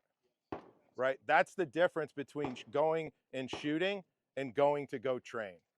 Right? I think what you should experience after just the morning of going through a predictive progression, and that we could add triple the amount of rounds to that. And I think the more you shoot it, the more valuable it becomes. Right? That's one of the things that the more tired your grip gets, the more you have to do foundational things at that near perfect and perfect level, and the harder it is to assess mistakes. Yeah, we should talk about the ammo thing. So Matt, you normally shoot government ammo, so you're not too sensitive to how many rounds you shoot, right? Right. Like when I told Matt, I was like, yeah, it's 1250 for 2 days was the email, right? 750 pistol, 500 rifle. Matt's like, what the fuck are we doing the second day? I'm like, no, dude, God, these guys are paying for the ammo. Got to be a little reasonable. Like you guys are like, you're like, that's crazy. Like that's like a lot of, I mean, that's a fair bit of ammo for people, right? Because like Matt wants to shoot a lot just to experience it more and more and more. If you're restricted on ammo, that's where you've got to build in more dry fire and like we were talking a lot and trying to be aware of every little thing that was happening to get the most out of the rounds we can shoot. So what you guys should feel right after the morning is how much mental effort are we putting into every single exercise or every single portion of the exercise, right? That's what I think is the benefit of that. If the round count goes lower, like we don't have the volume to shoot 300, 400 rounds of this, then every one I have to be so mentally engaged with what I'm seeing, what I'm feeling, and applying those corrections as we go, right? I think a lot of times everyone waits to go check the target, yeah, to see what happened. Have you experienced that? Like, how was that? I don't know. Let's go check them out, right? We've all done it. Where what you want is to be kind of mentally and cognitively there where I'm watching it all happen in real time, right? And at a minimum, at the beginning, you're just playing it back after the fact. The goal being, if I'm used to going at that pace and I start to get really comfortable shooting 20, 25, 30 as about as fast as I can pull the trigger, what do you think happens when I back off just a little bit and I go to like a 35 or 40.4 split? You've artificially introduced accountability and control in there, right? And I'll look at shooting, right? Match shooting, engage. I want maximum accountability, maximum control, and maximum performance. Those three things should not be competing efforts, right? It just goes in like, how fast can you process what's happening, right? And a lot of this will play in everything we're doing. We'll change a couple words for rifle, but it will be the same cues, the same thing we're paying attention to. My left hand, if you're a right-handed shooter, your left hand controls the rifle, right? Same way with the pistol, right? Fighting tension the whole time, everything. Can we see too, last thing I'll say is how training in predictive shooting, how does that pay off when we flip to reactive? If I get the gun to behave in a consistent, predictable way every time, how fast can I see acceptable? Like, yeah, immediately. The only discussion will be like, can you assume the right level of confirmation to react to it and pull the trigger and not over confirm, for the sake of performance. All right, I think it's a good time to eat lunch. We'd like to come back around 1. If you leave, I think you can leave stuff out. This doesn't look like too shady of a bunch, so I don't think your guns are gonna walk off. We'll have people here, and like if you leave, just come back. We want to start going at 1. Okay. Does anybody need recommendations? All right, action. How was lunch, everybody? It was good? Did you bring your lunch? Yeah, you did. I went to Culver's because I'm a fat piece of shit. All right, we're going to start doing multiple targets. I'll make a couple examples for you, and you should get the idea. The sequence is going to be simple. These are my 2 targets here. I'm just going to put 2 rounds in each target. Like I said, very simple. All right, make a few examples for you.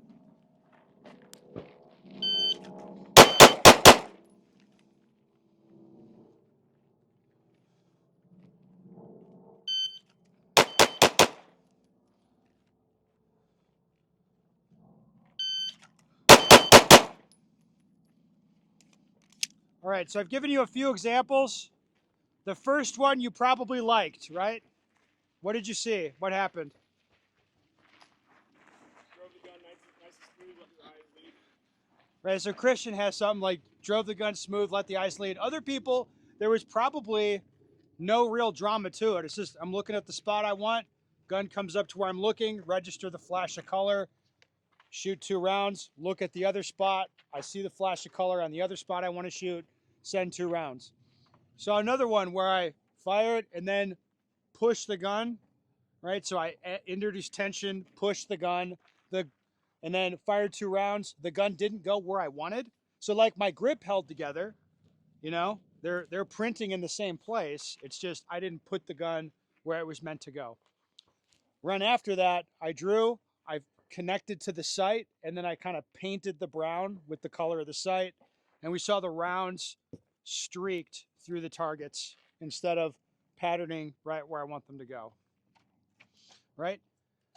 What we want to do is the first example where it's like, look at the spot I want, flash of color, shoot. Look at the other spot, flash of color, shoot. Right? Is it going to go that way? Probably not. Again, the same foundational problems are going to happen where your grip's not quite right, right? Then you'll start, pushing the gun around, or you tense up trying to go fast, then the gun doesn't go to where you want. What we want is that it's nice and smooth. And I think what we could say is it doesn't look like you're working that hard if you're doing it correctly. Let's back up. I'll give you a couple more. All right, so I'm going to look at a spot, then look at the other spot. Look at how relaxed I am here. Does it look like I'm working hard? Not at all. It's like look, green, smash, look, green, smash. Right? That's really like, if there's nothing else you get out of this, look where you want to go, let the gun go there. Don't try to push it around or make something happen. What's making me fast is the immediacy, is that I'm actually reacting to the color instantly when I see it. That's what's making me fast. Does that make sense to everybody? Does anything change with how you're moving the gun if you have to do a much wider transition? It's going to be pretty wide before I start to like put in my head to push the gun or kind of give the gun some impulse. Normally, like if there's targets out in front of me, I look where I want to go. The gun goes right to where I'm looking. If I can see the target in the same field of view, right? If it gets wide enough that I'm shooting over here and then I have to like look over here, different field of view and shift over, then I'll kind of like push the gun or drive the gun. You know, you hear that? Drive the gun. Now the gun comes into my awareness and I just stop doing that and then let it come to where I'm looking. Does that make sense to you? Yeah, so in this case, it's like, look where I want to go. And the same as when you're shooting the gun aggressively, you're kind of focused on like, don't put input into it that I don't want. For this, it's like, don't drive the gun. Do not do that. Look where you want to go and let the gun come to you. Like the parallel I always draw is like that of using a mouse, right? So if you're using a mouse on a computer, it's like, do you follow the pointer around the screen? No, right? If you think about it, like, you're like, no, I never do that, right? But you never want to follow your sight around, right? Instead, you like look at the icon you want. You don't drive the mouse. You just look at the thing you want. Then the pointer comes to where you're looking. You're like, yep, cool. Then look over there. Pointer comes to where you want. So it should be like nice and relaxed. I mean, just envision a normal web surfing session. You're like, oh, midget porn, look, lesbians, or whatever, you know?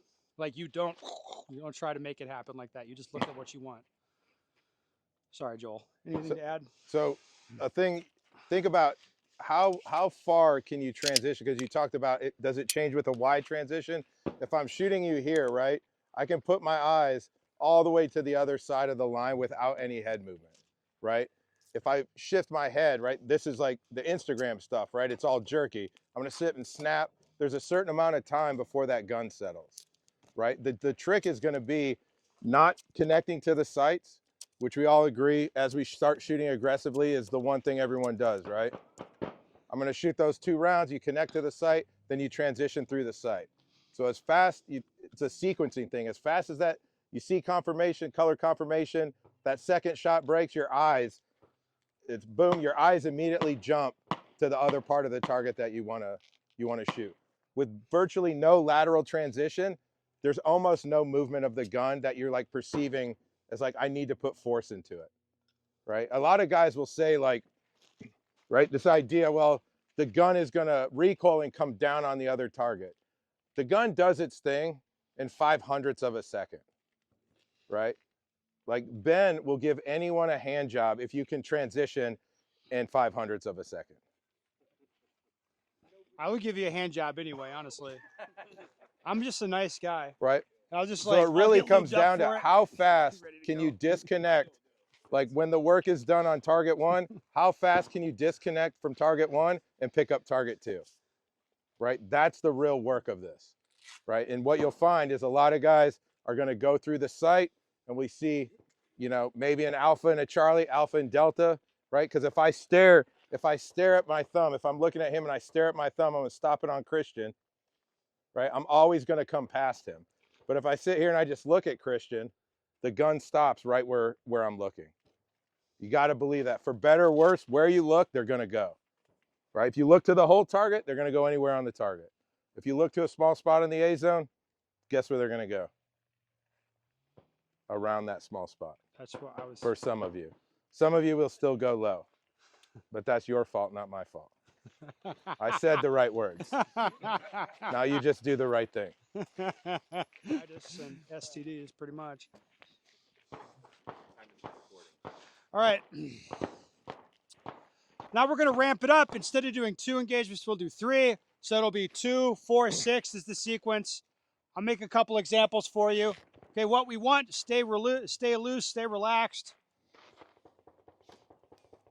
I'll have to turn my timer on. That's helpful. It's my bad.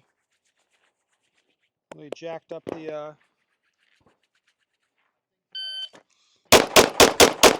Huh? Once again, I'm staying relaxed. Now, some of you might try to do this. Nice. All right, so what's going on there? Yeah, so you saw me really tense up. I was a little bit slow coming off the targets, but a slightly faster splits on the targets. So if you decide to emphasize the on-target split speed, that's usually the sort of thing that starts happening. You start like tensing up, trying to run the gun just like a couple hundredths of a second faster each shot. That's usually not productive. So instead of like, let that go. Like we're not trying to get like just the split faster. We want the whole string of fire to be faster and more efficient. So I would just say, hey, stay relaxed. Just like look where you want to go and let the gun be driven around by your eyes and react to what you see. If you try to burn fast splits, it just builds up tension like that. I'll do one more.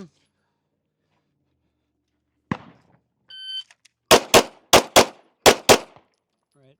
And that's where there's so much tension came in. You can see I'm overdriving the spot on the targets. All right. The more relaxed, the better here, right? All right. Let's get back to it. I'm cheap and these are cheap. Matt, Those I broke more of. Matt, What? will you come give me a beep every 3 seconds? I guess. All right, folks. We're going to do kind of a repeat of the exercise we did where we shoot, look at a spot, look at our spot, and the gun returns to that spot. We're going to do the same exercise, except after I shoot, I'll look to the spot on the other target, and I'll return the gun over here instead of where I just shot. Okay? I'll do it a few different ways. All right, here we go.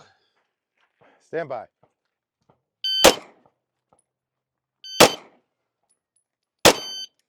Sorry.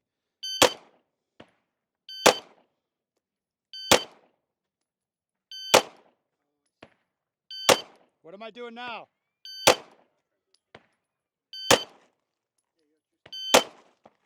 shy with this. That's true.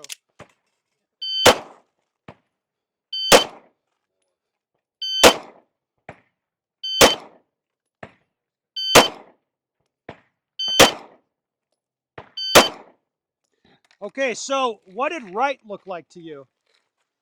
It's again like not much drama, right? It'd be like boom. It's like I'm not doing anything because I'm not. All I'm doing is shifting my eye to the other spot, right? When I was watching this or following the dot, could you tell? Well, what did that look like? Kind of looked like you overswung it some of the time. Well, there were sometimes I was trying to, I put in my head, hey, I'm going to mechanically push the gun as hard as I can. And you could see that I was over pushing and no, I totally lost precision. When I was following the sight, it's like I'd see the sight come down on the target I just shot, kind of reacquire the sight, and then push the sight over to here, and get the beep, shoot, reacquire the sight, follow it over here. It was way, way, way slower. It was like very obvious when I was doing that. Again, the right answer here is just the simple thing. Just at the tone, pull the trigger, shift your vision to the other spot, let the gun come to you. Simple enough? All right, let's get the first group up here. We'll give this a drills try. or isolated exercise, we slow it way down. It allows mistakes to come in much, much easier, right? Because you have no pressure for follow-up shots and things like that, right? Yeah, so one self-assessment here to pay attention to is like the common one is seeing the sight return on the target you just shot. Is like if I'm shooting here, boom, gun goes off, my vision should shift, and I don't see the sight come back here. I see it come back over here. So if you're like reacquiring the sight on the same target, that is a big problem. That should not be happening. Does that make sense to everybody? Okay.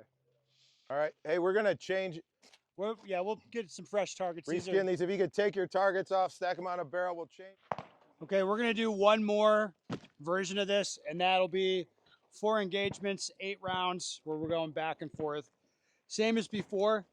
Just try to apply, like, the little exercise we just did. To emphasize again, the key here is this visual precision and not trying to force anything to happen. All right, if I'm not shoving the gun around, again, I just look where I want to go, register the cone, like, yep, yep, yep, yep. The result's going to be fine. It's going to be exactly what I want, right? And as you look at me, like, it doesn't look like I'm working that hard. That's what I want. Okay, should we give it a try? All right. Okay, we're going to take the same sequence you're just shooting and completely destroy you just with this stick here.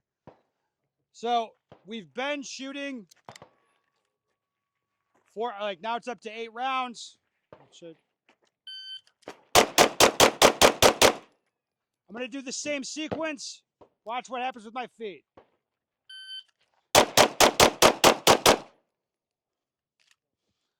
All right.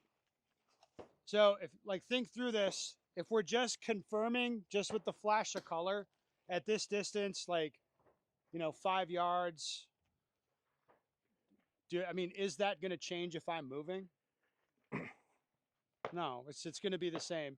So what we're going to do here is just add in a little stance and take a step. So we're going to say, hey, feet spread apart, knees bent, ready to move, like an athletic type of posture like this.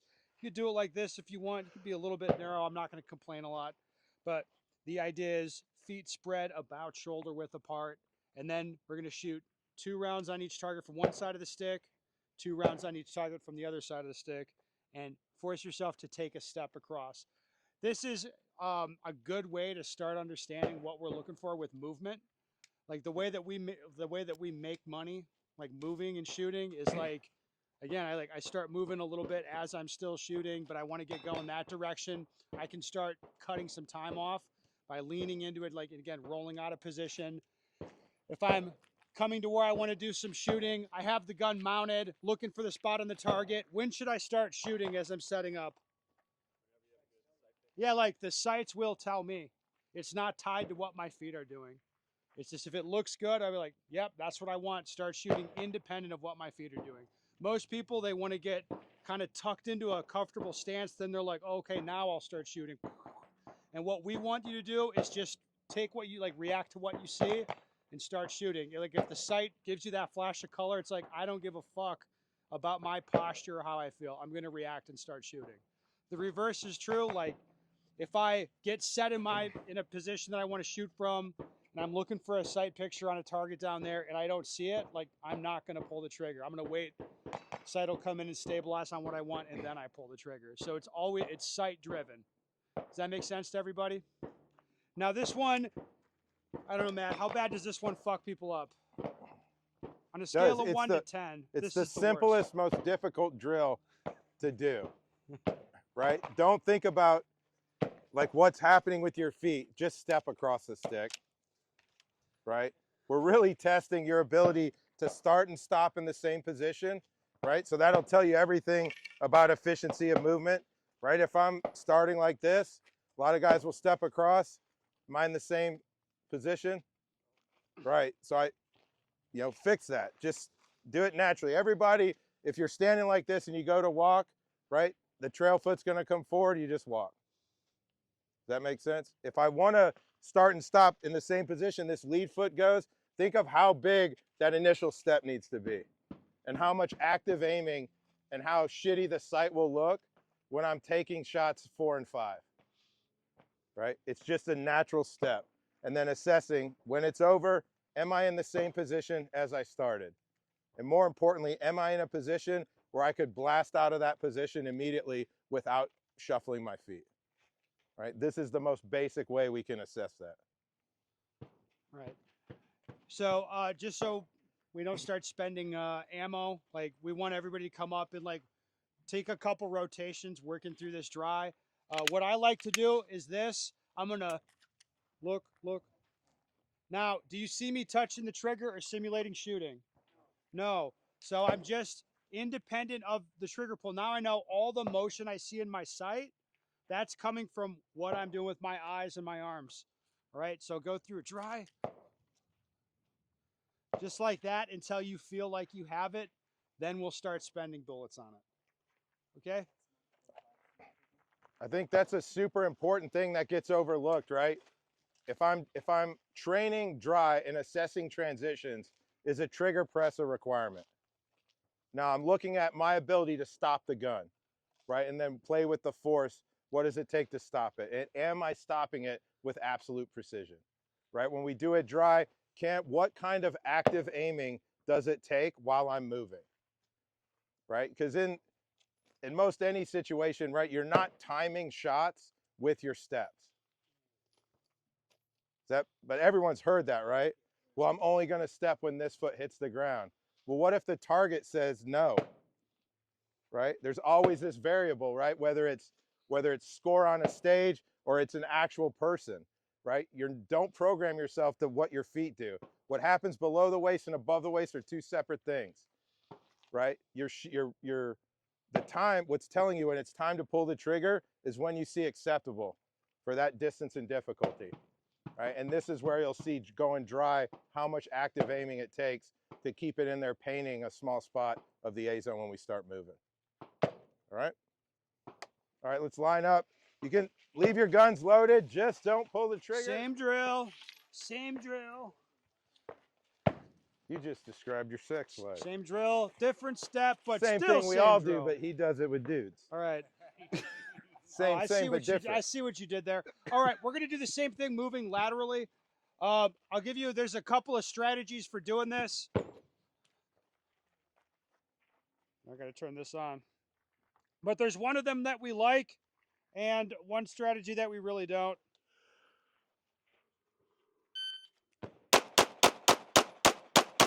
Do you like how my feet are right now? I don't either. See, I'm not very wide.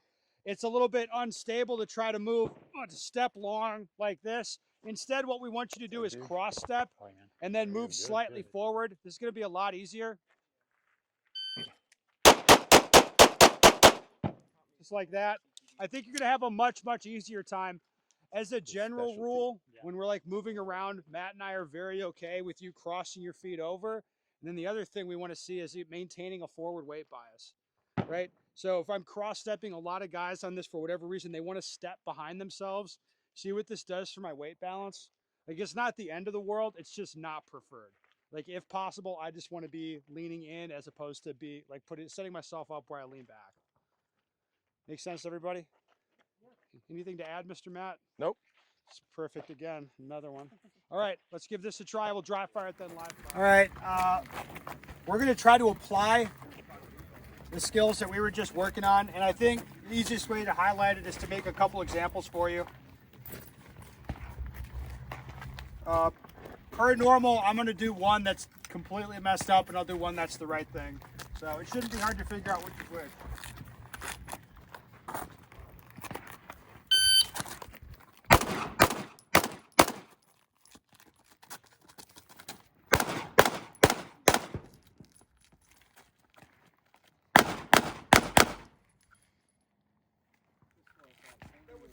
Obviously, that's the one that's what not to do. Damn, that looks like you, though. Watching that going. Nice. All right, let's do it. Okay.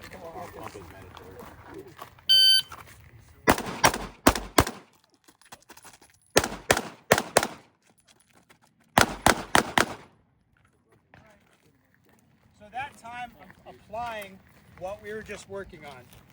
So first, standing, feet spread apart, knees bent, ready to move as best I can. Trying to get the appropriate confirmation given the distance and difficulty of the targets. Shoot, shoot, shoot, shoot. Look to where I'm going, push off. How hard should I move when I move? Yeah, basically as hard as I can. Good way to articulate it, grunting like a female tennis player, being afraid you're gonna shart your pants. These are good things. Like in this thing, you need to be like worth a shit for like 20, 30 seconds at a time when you're moving really aggressively. So it should be like maximum aggression, right? Look up to where I want to go, move, move, move. Now I get close to where I'm going to be, and this is where we apply what we were just doing. Look at the target I want, mount the gun. When should I start shooting? Acceptable sight picture. Yeah, my sight's going to dictate that, and my feet, independent of that, are going to go to where they need to go, right? What you saw is I'm kind of rolling into position, and before I really stopped, I'm on the trigger, boom, boom, boom, shooting. Same thing, look, push up, look where I'm going to go. And again, mount the gun, react to the sights. Up that close, I'm just looking for the color, and you can see much, like, well before I stopped, I'm like, yep, looks good, and I'm on the trigger, boom, boom, boom, boom, shooting, and my feet go to their spot that they need to go to.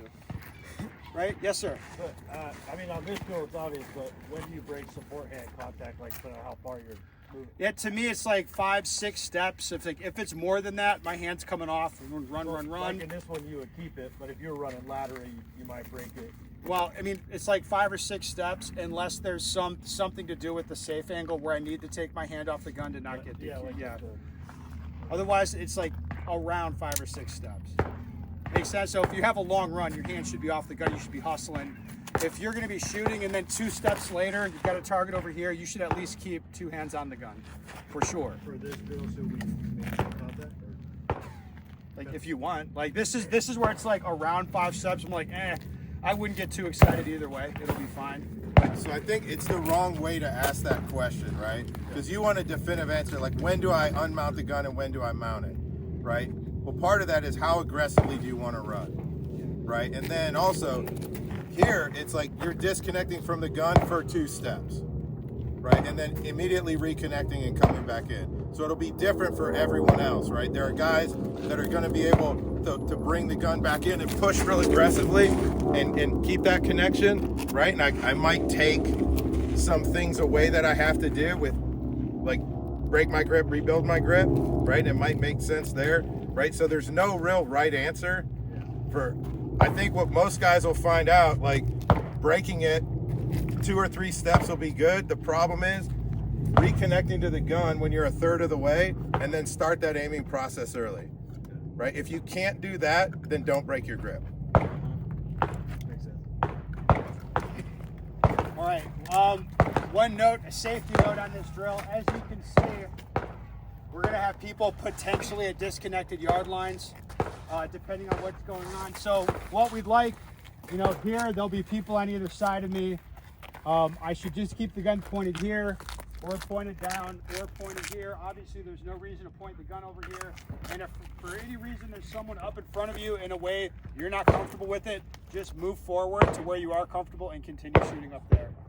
Yeah. Before every iteration too, make sure you have at least 12 rounds in the mag, so we're not having to reload on the move and potentially, you know, go laterally, because even a normal reload, when I've got one guy up there and you're reloading from the first two positions, we just don't want to go down that road, right?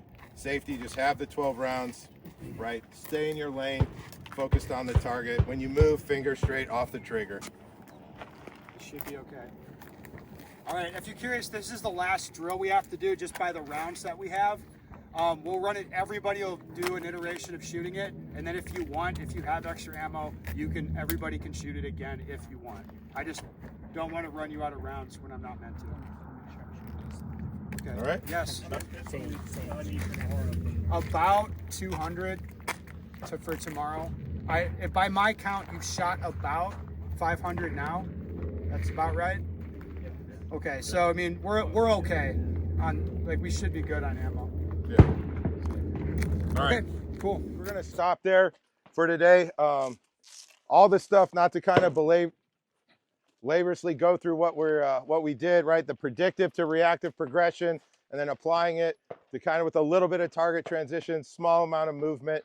We'll do the same thing with rifle and build off of that, right? We'll be able to go through the progression with rifle, I think, much quicker because a lot of the cues are the same, right? We'll talk a little bit about connection, but it's still the same principles that we try not to violate with the rifle, or that we're not trying not to violate with the pistol. We do the same thing with the rifle. Everything we went over today, what questions do you guys have from today? Crickets, huh? All right. With the bar hops, is it better to start off wide, or is it better to end off wide with your legs? I want both, baby. I want start wide, end wide. You know, where, like, in the way that we conceptualize it is like you if you have a choice, position yourself so you're ready for the next movement, right? And if I don't if I don't know what it's going to be like, so if it's just general training, I'm going to be like that low, wide, aggressive posture where I can kind of cut any direction if I had to. One thing I think you see with shooting pistol is guys get tired, right? And they become more and more upright. We're just completely ignoring what the waist is doing or what the legs are doing, right? In reality, every time, you know, I'm relaxed at shooters ready, stand by, and then I'm in the ideal position, right? Draw, shoot that drill from that with the legs low and wide, you know, loaded appropriately. I think that's one of the most positive, like, training scars that you could build into yourself, right? Is how many guys in this found themselves moving in and out of position, move into position, right? And then stand up. And then what do I got to do to leave? Get right back down, right? Think of it, once I get low, stay low, right? And practical shooters, competitive guys have that all figured out, right? It plays dividends in anything you do with the gun, right? Once the shooting starts, I want to be as stable, just like a fight, right? You're never going to be in any type of regular fight where you want to stand up and not have any force in your legs that you're directing down to the ground. What if it's a dance battle? Anyway. I fucking had him. You saw that. Dead to rights. He's got nothing. That's it. All right. Same start time tomorrow, right? We'll start at 9, right? Show up accordingly. There's accidents and stuff, you know, we'll still wait, but plan on going rounds down range right at 9 o'clock. For cleanup, we don't have.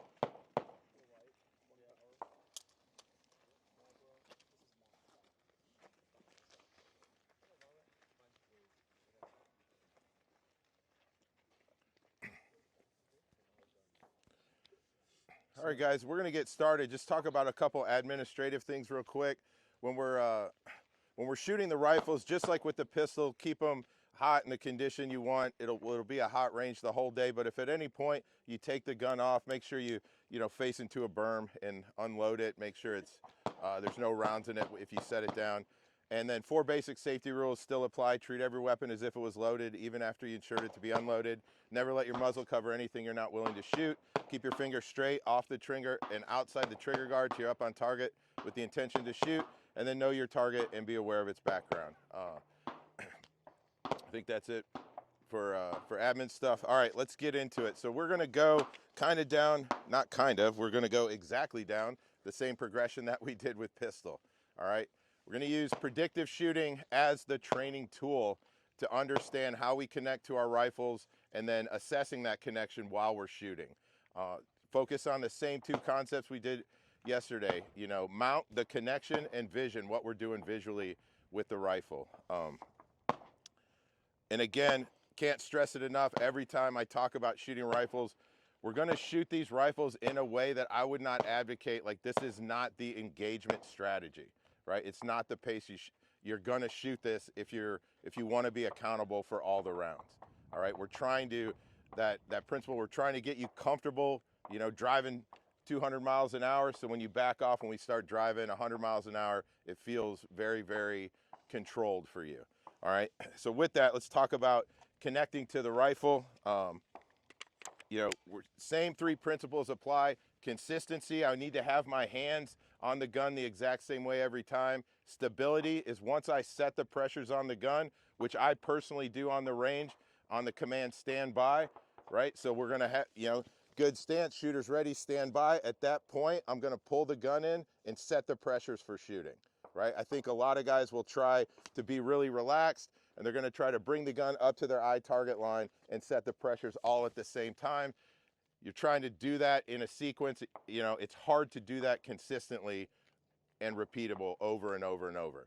So with that, I think we can build in good training scars where we've got a good stance, legs are low and wide, and then when on standby, we connect to the gun and set those pressures. Talk about where my hands go on the gun for consistency, right? I want commonality of systems. So if I put my pistol out, right, I want to set the rifle up so my hand is in the exact same position that I do with the pistol, right? I like my elbow down in a neutral position. A lot of guys, you know, there's kind of trends and things that happen in shooting based off social media. You guys spread open a little bit because I'm going to point my gun up range there. It's unloaded. A lot of guys will subscribe to the idea that I'm going to keep my gun straight and roll my elbow out, right? That is somehow going to give me more control, right? In my opinion, if I put my elbow out like this, when I start to influence the gun, right, because our left hand controls the gun, and I pull the gun back into my shoulder really hard, what happens to the barrel? Where am I pulling it? Pulling it to the left, right? Now, for a right-handed shooter, when I pull the trigger, which way does my gun recoil?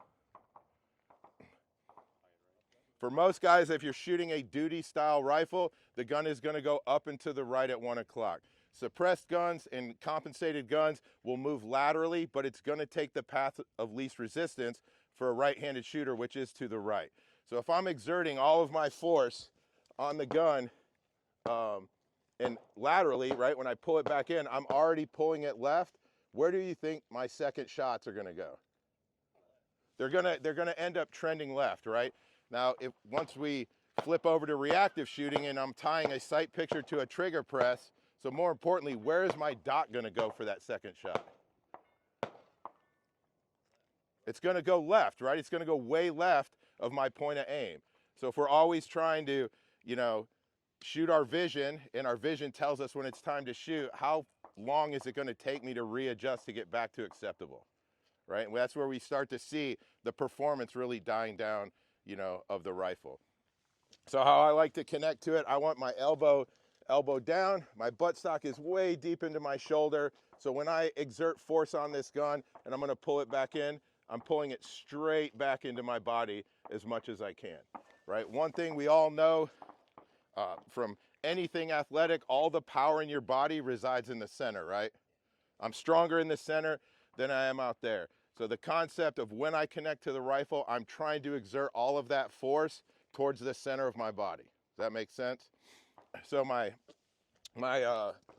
non-firing hand is doing the bulk of the work. My elbow's down, right? And then my firing hand is just holding onto the gun firm, about the same grip pressure that I had with my pistol, right? I don't want to pull the gun back in hard with this hand, right? One of the things that happens when guys are shooting, just like with the pistol, my left hand will kind of leave the exercise, right? So if I go from left hand control to right hand control, watch what happens to the end of the gun,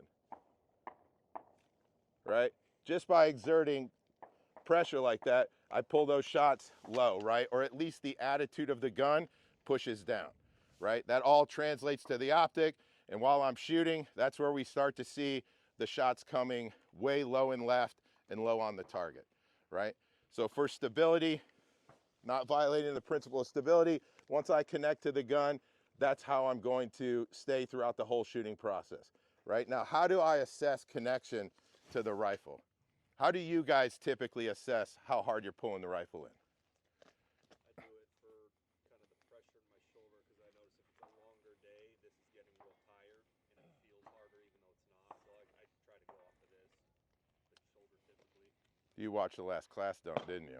I went off of that, yeah, a while ago. No, that's a good thing. I think that's the right answer, right? Because I think how our hands and our arms feel this morning is going to be completely different how they feel 6 hours from now, right? So I don't ever assess it by what this hand is doing, right? A lot of guys will equate that if the tighter I squeeze the gun circumferentially around the handguard, that has something to do with a good tight connection.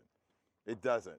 Like, right? Really the connection is the force that I exert back in my shoulder, right? And I think we can assess that in the bicep, right? Or fatigue of the arm, because like I said, as we shoot more and more, you're gonna get tired. So I'm always assessing what I feel in my shoulder, and I want that to be stable and consistent throughout the whole shooting process, right? And then just like with the pistol durability, we shoot these longer round strings, and I'm always assessing, is my connection to the rifle as good after the last shot as it was before the first? Does that make sense? All right.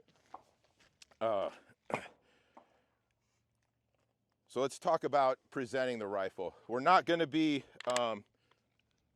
racing to the first shots with any of these drills in predictive shooting, but the way that I present the rifle feeds so much in to my connection, right? The way I do it. There's a ton of techniques on how to do it, and every body is built differently, right? So my neck looks a certain way, the size I am, so I'll just show you how I present the gun.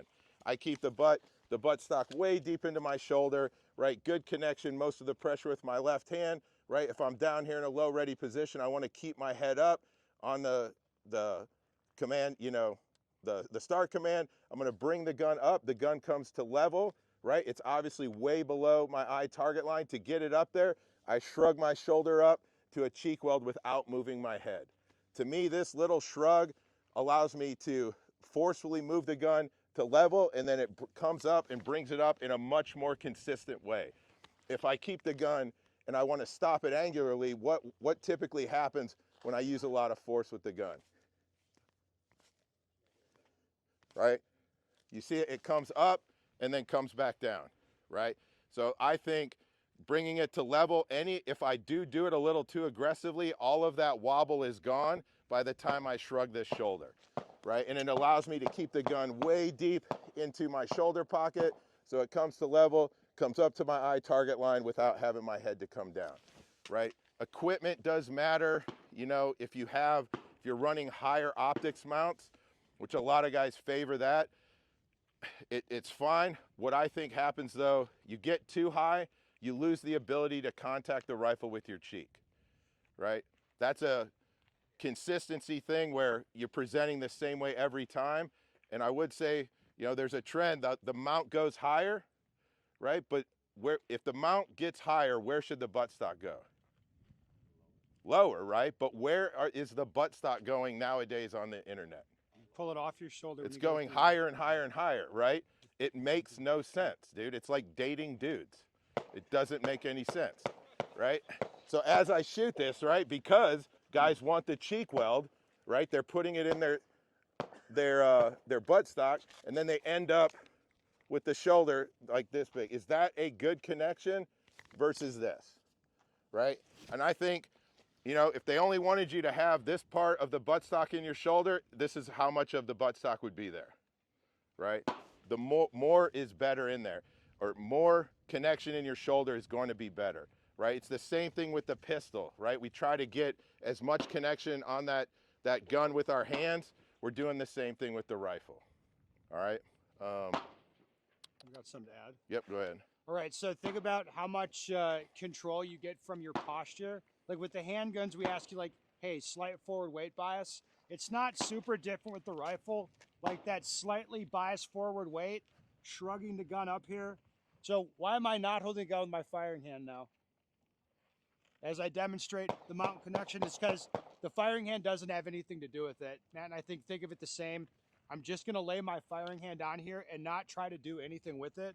I don't like to feel torquing on the grip one or the other. Like, I've never found that be productive at all, right? So we just want to be like, it's just the pressure into the shoulder, and I want to do minimum muscle to make that happen. Like, again, just my left arm and holding that still. Now, a lot of guys try to like roll their shoulder forward or put some other input into the gun with their firing hand, their arm, their shoulder, something like that. You've heard that, like, throw your shoulder into it.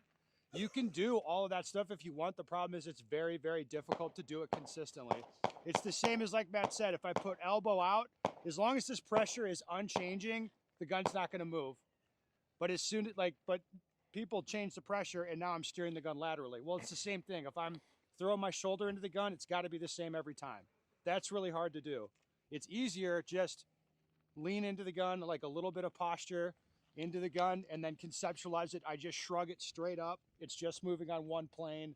I'm not trying to push into the gun, right? So just think of it in terms that you want it to be easy to be consistent, and you don't want it to be changing. Yep. We talked about it a little bit yesterday, right? I can always do less more consistently than I can do more, right? And I think what you guys will find out throughout this progression is that probably to a man, every one of you is holding the gun too tight, right? Because you have this idea that the tighter I hold it, the less it's going to move, right? But also I believe the tighter you hold it, the more you can influence it when it starts to move. Has anybody ever been able to shoot a rifle where the dot does not move at all in recoil? Right? Just like with the pistol, we have to be comfortable letting the dot do its thing and just accept that, right? And then do all of the same vision stuff that we were working on with the pistol.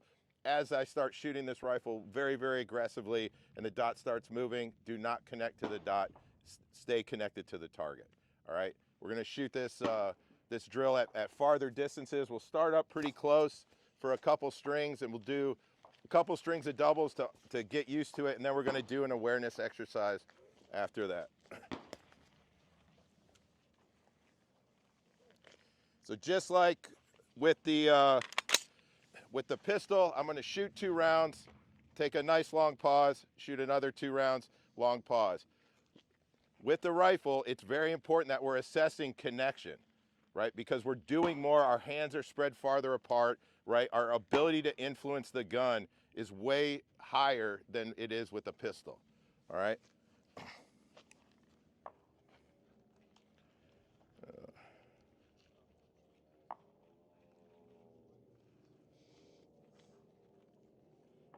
What the fuck? I think this is...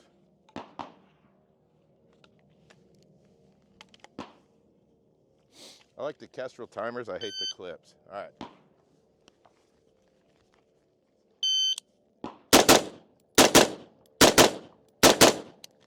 All right, what I see is good dot tracking pattern. It's hard to kind of assess because the dot just kind of looks like it's flickering, but I do see it. My dot comes up to 1 o'clock, drops straight back down and whips in from 3. So as I move back, I see a little teardrop shape.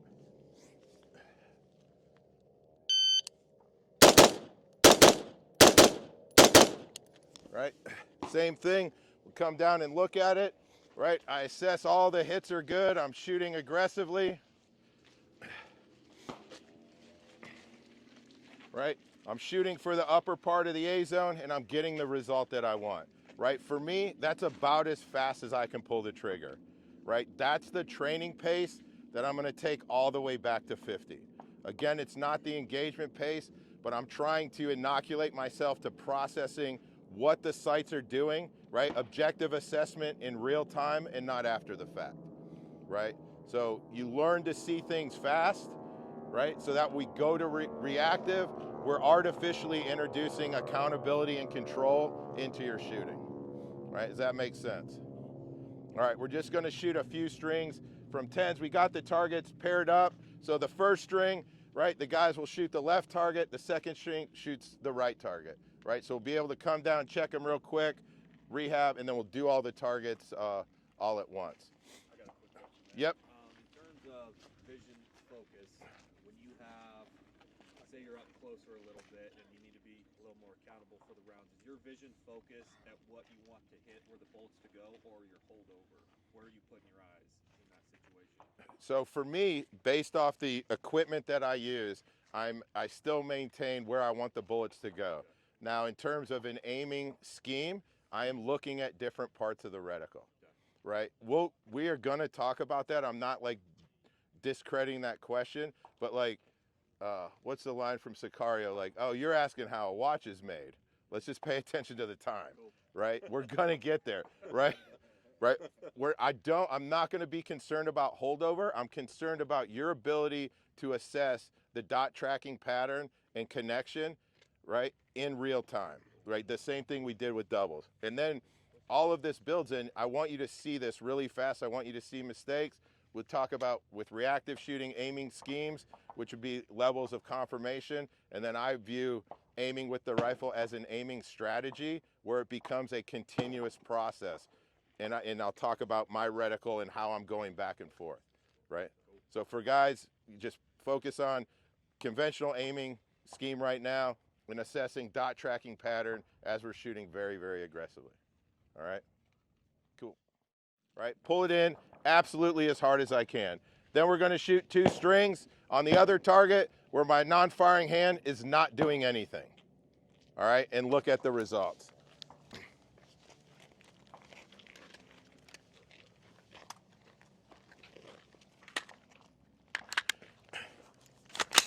So this will be my non-firing hand doing a ton of work on the gun, right? Pulling in about as hard as I can.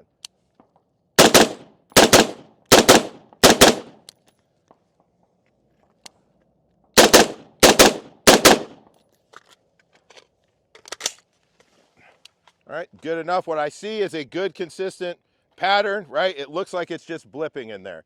Now I'm gonna go to the other target. My non-firing hand is gonna be doing virtually nothing on the gun. My firing hand is doing the same thing it always does, where it's just hanging out, pulling the trigger really quickly.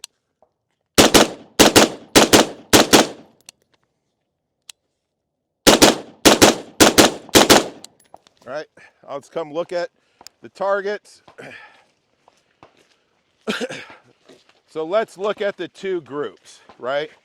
What is the difference in the 2 groups? This is me doing nothing with my firing hand. This is me doing everything with it. The amount of effort. That's the only difference, right? Right? When we talk about, like, maybe I would even say the hard one is a little worse. Would you agree? Yeah. Right? So I know for me personally, right, this is the whole thing with, I think, rifle shooting needs to change of how we train it, is the way that I connect is going to be different than how, like, I weigh 240 pounds, right? I can hold this gun a certain way, right? Guys that are built differently, smaller, you have to hold it differently, right? We can't standardize it where I say, well, this hand does this, roll your elbow, right? Then I'm teaching techniques and I'm not teaching principles, right? So I know for me, right, if this is everything and this is nothing, my pressure sits about right here, ideally, right? That's what I know. This is what I need to achieve. I'm more towards the doing less side, right? And just get comfortable with how the gun is moving, right? The sad thing is, what's your name?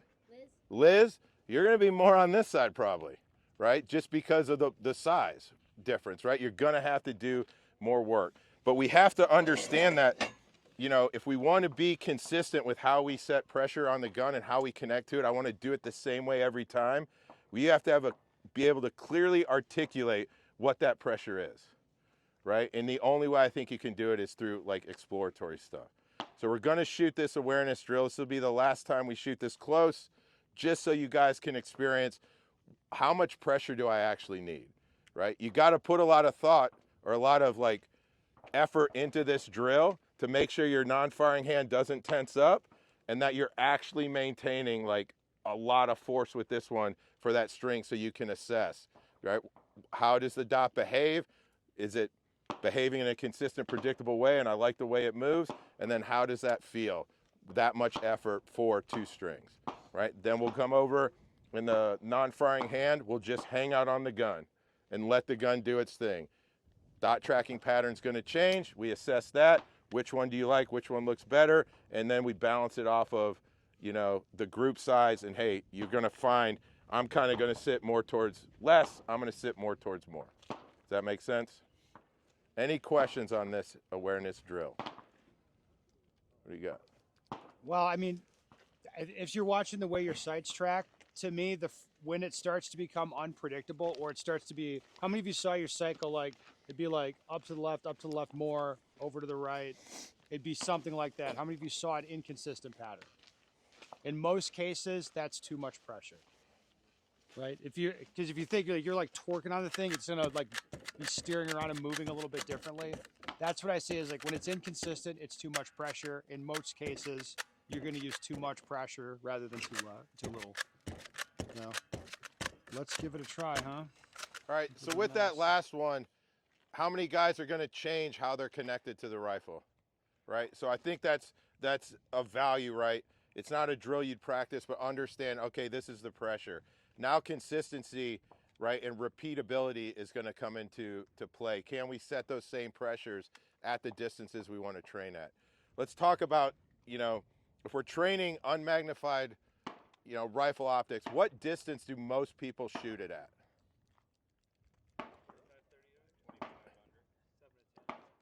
Yeah, I think 25 and under, I would be surprised if people are shooting that pace at 25 for their own training. I think 7 to 10, yeah, if you set up a rifle like this, they assume it's for somehow like it's a close-in, confined space weapon or something, and then the distances are very, very close. What do I have to do correctly to get good hits at 5 and 7 yards with a rifle?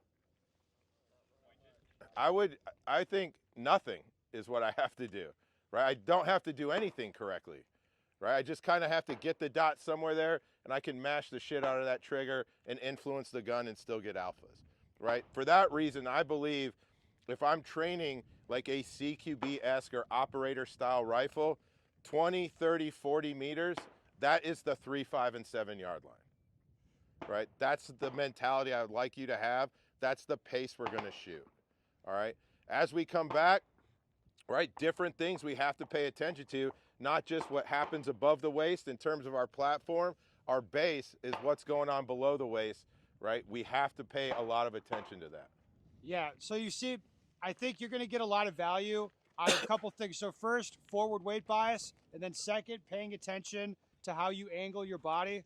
So if you look at what's happening here, just watch the way the gun moves. I'm not going to shoot into a target.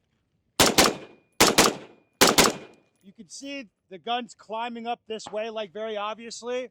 If I just set, I'm going to get a little lower. I'm going to rotate instead of trying to throw, like put pressure in, I'm just going to rotate my body, right? So now when I come up, okay, that's a little bit more what I want. Let's get a little bit more into it, okay? So you can see the way the gun's tracking is changing a lot as I change around my posture. What I find is that as you get back, like Matt's talking about 20, 30, 40 yards, you see what's going on.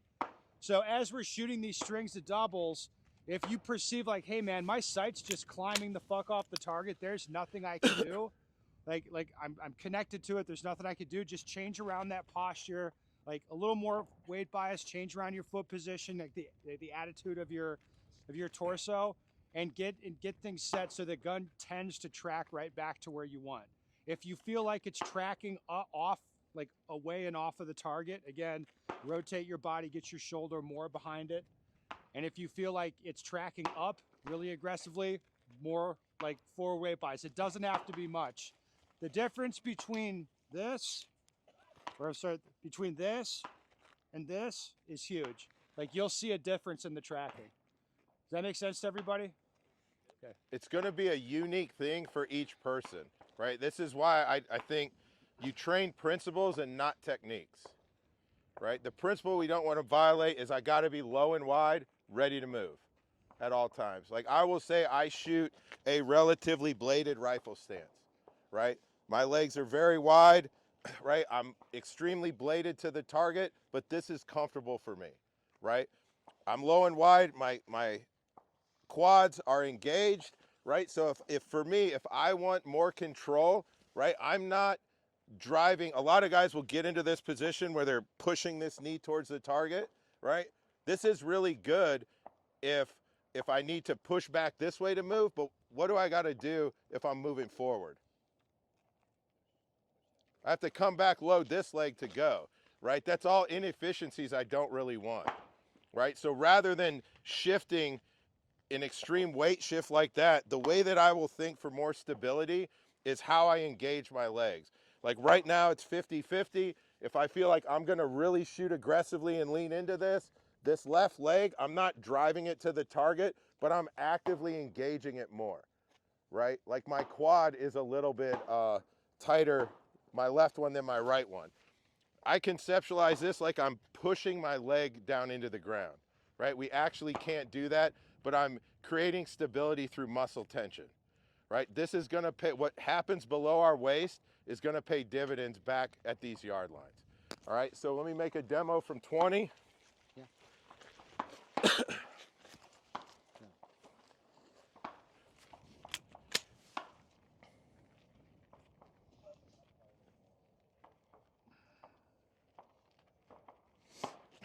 All right, at this distance, I'm not gonna change the pace very much, right? The way that I'm conceptualizing doubles as a training pace is about as fast as I can pull the trigger, all right?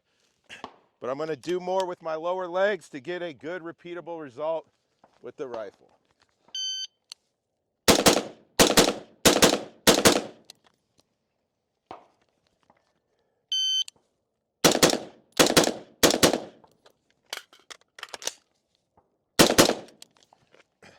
All right, so I see pretty consistent dot tracking pattern, but it's bigger obviously than it was up at 10, right? So I see the dot moving around.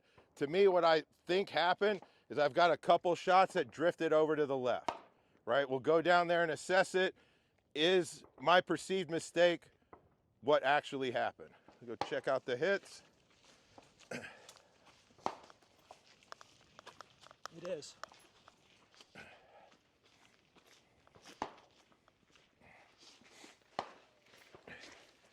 So I've got the good group here, little high ones, but that one time where it came way over to the left, right? I saw that clear as day in the optic, right? So for me, that pace is not going to change as the training pace. Again, you have to change your thought process to be 100% process focused and fuck the outcome, right? The outcome just confirms if what you felt and what you saw is what actually happened. Does that make sense? To me, this is the difference between shooting and training. Lots of people go shooting. Very few people go and train, right? We're gonna make mistakes, they're gonna happen, right? For me, I wanna get the hits high up in the A zone, right? So these, yeah, I'm not too concerned about that. That one's a bona fide mistake. And then that one over there is just me influencing the gun the tiniest bit, right? That's not an extreme like pull of the gun, right? That's just pressure late in the string building, right? So I'm violating the principle of stability where the pressure is changing while I'm shooting the exercise.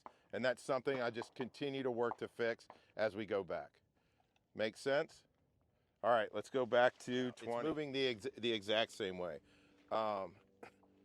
What else? What other mistakes are you guys experiencing? Inconsistency. Okay, in what way? Just like on maybe the third iteration of the 4, like just pulled left a little bit stronger on the support hand. Okay, so stability changes, right? How I'm my connection to the rifle is not, I'm influencing it. My pressures are changing while I'm shooting, right? Consistency, how I'm talking consistency is that I'm connected to the gun the same way in terms of hand position. Stability is the influence I'm putting into the gun, the pressure that changing, right? So yeah, if you're seeing it, right, but it's not regular, those mistakes happen, right? And we're just always trying to build that platform, build that connection to be more stable, right? In terms of durability, who's seeing after the last shot, it's a completely different way they're holding the gun than before the first, right? One thing I'm seeing from the back, and I can't advocate for this enough, is on standby, set all the pressures you need to shoot, right? How many guys are trying to level the gun, come up to your eye target line, and then connect to it all at once? Nobody's doing that? I did it before you. I beg to differ. We're watching it, but no, that's just my assessment of it, right? Because I like to see, you know, as guys like on standby, you're nice and relaxed. So, and then shooter's ready, right? And then on standby, right? I'm pulling that gun back in nice and tight, right? Like this. What I see a lot of guys are like this, right? And it's a training scar we want to build in, because once we start measuring the time to the first shot, right? And we're playing a practical gun game, you're going to want to present the gun very, very quickly. And to do that consistently, you set the pressures very early. Does that make sense? Back here at 30, nothing really changes. We're going to start to see big vision issues, right? Having to grab a very small part of the target. We're going to shoot a couple strings, you know, both relays with no visual references, and then we'll put the visual references on there. Yeah, one other thing in terms of pacing, we want you to shoot 10-yard pace at 50. However, if you think you're missing the target, slow down. That's not what I don't like saying that. I die a little inside. Yeah. Honestly. But realistically, right now, if you're shooting them off the fucking cardboard, slow the pair down so you at least can, you know, kind of bring them in there. And then obviously over time, you want to build to where you can actually execute on the training pace. But one thing I don't want to have happen, I've seen it happen, is where this kind of gets wasted a little bit because you're missing and you're just insisting on just slow down if that's the case, and then still do the same stuff with the principles. Yep. We'll start off, give a little bit of time back to the shooting. What that's going to allow you to do in training is you're going to see your dot tracking pattern slower, right? That can be harder for some people, right? Because you see it slower and your ability to influence it, there's more time there for you to fuck something up, right? So let me make a demo real quick. Listen to the changes in the pace that I'm shooting.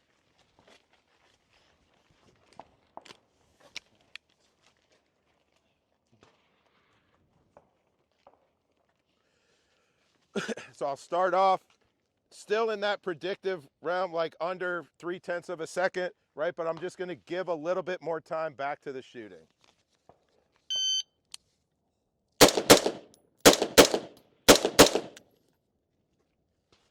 That auto adjust got nuts.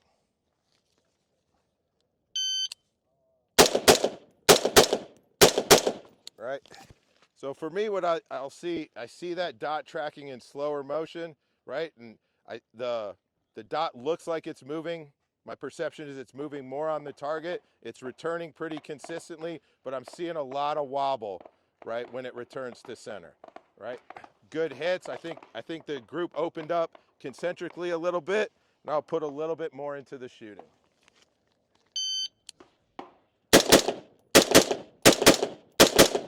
Right? See one that goes low left. Feel good on that.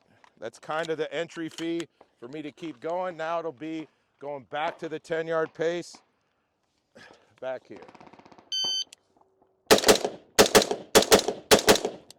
Right? What I would assess, that third one is the easiest one for me to shoot. Right? Why is that? No. It's less time for me to influence the gun. I already have it in my head. I'm going to shoot this aggressive pace, right? And the way that I kind of conceptualize training, I think I'm doing more when I know I'm going to shoot aggressively. Does that make sense? Like if you say you have 10 minutes to shoot 3 rounds and get 3 alphas, like I don't have to do a lot of shit aggressively and strong, you know. I can like boom, all right, relax, shoot another one, boom, right? And when I'm going aggressively, I feel like there's a positive benefit in train. Like I'm trying to do everything more. Does that make sense? Like I know I'm about to lean into the gun, so my legs are nice and low and wide. This is engaged, right? The connection is super solid. It presents. I see a perfect sight picture. Boom, boom. Yep, that was good. and then I'm able to assess it much, much better, right? I think that's the benefit of this pace. But I'm with Ben. You know, a lot of it was shot out. We see those mistakes at 20. Let's start controlled and build in to the pace we want to shoot. All right, let's go check. I'm going to go check the target. You guys can come look, make sure what I think happened is what actually happened.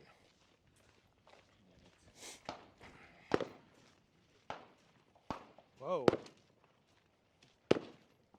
Do zero shifting? Fuck. Did you steal some of Joel's ammo? No, I don't know. I'll look and see. I think that's fine. Right? So again, where the group is, right? I'm centered up here. So I think I need to take a little bit closer point of aim. I'm going to check it after you guys shoot the zero shift. But if this is the center group, right, one mistake to the left, maybe my gun's getting bad. No, dude, that's not a that's not a mistake. All bets are off when it tumbles. No. But anyway, what I'm seeing is my dot up here, it's consistent, need to bring it back down. But in terms of group size, right, does it open up that much for me? Right? Push it down to the center of the target, I'd be real happy with that group. Right? It's all, this whole idea is all about training those principles, right? Consistent or stability, not influencing the gun while you're shooting it, right? It's very, very doable, but you've got to put a lot of effort into thinking about what's happening while you're shooting. All right, any questions on what we're about to do? All right, let's shoot. As we see from 20 to 30. Tension, right? I think, so what changes in my mind in terms of perception is that we perceive the shot to be more difficult, right? We come back to farther yard lines, right? How many guys are still really concerned about how many alphas they get, right?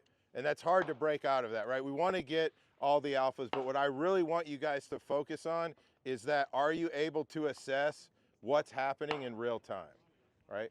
How many guys are feeling their connection break down like with just 2 rounds?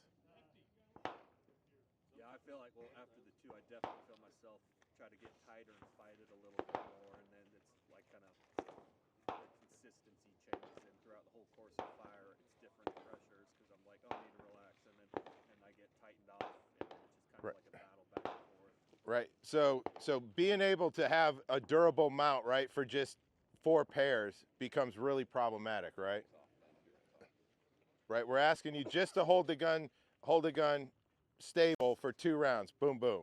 Right. Now we will have changes. We want to change pressures. If the dot does something I didn't like, fix something. Right. If it's like, yep, nope, that wasn't consistent. How many guys are not perceiving the mistakes they see? Like, you're surprised by what you see on the target.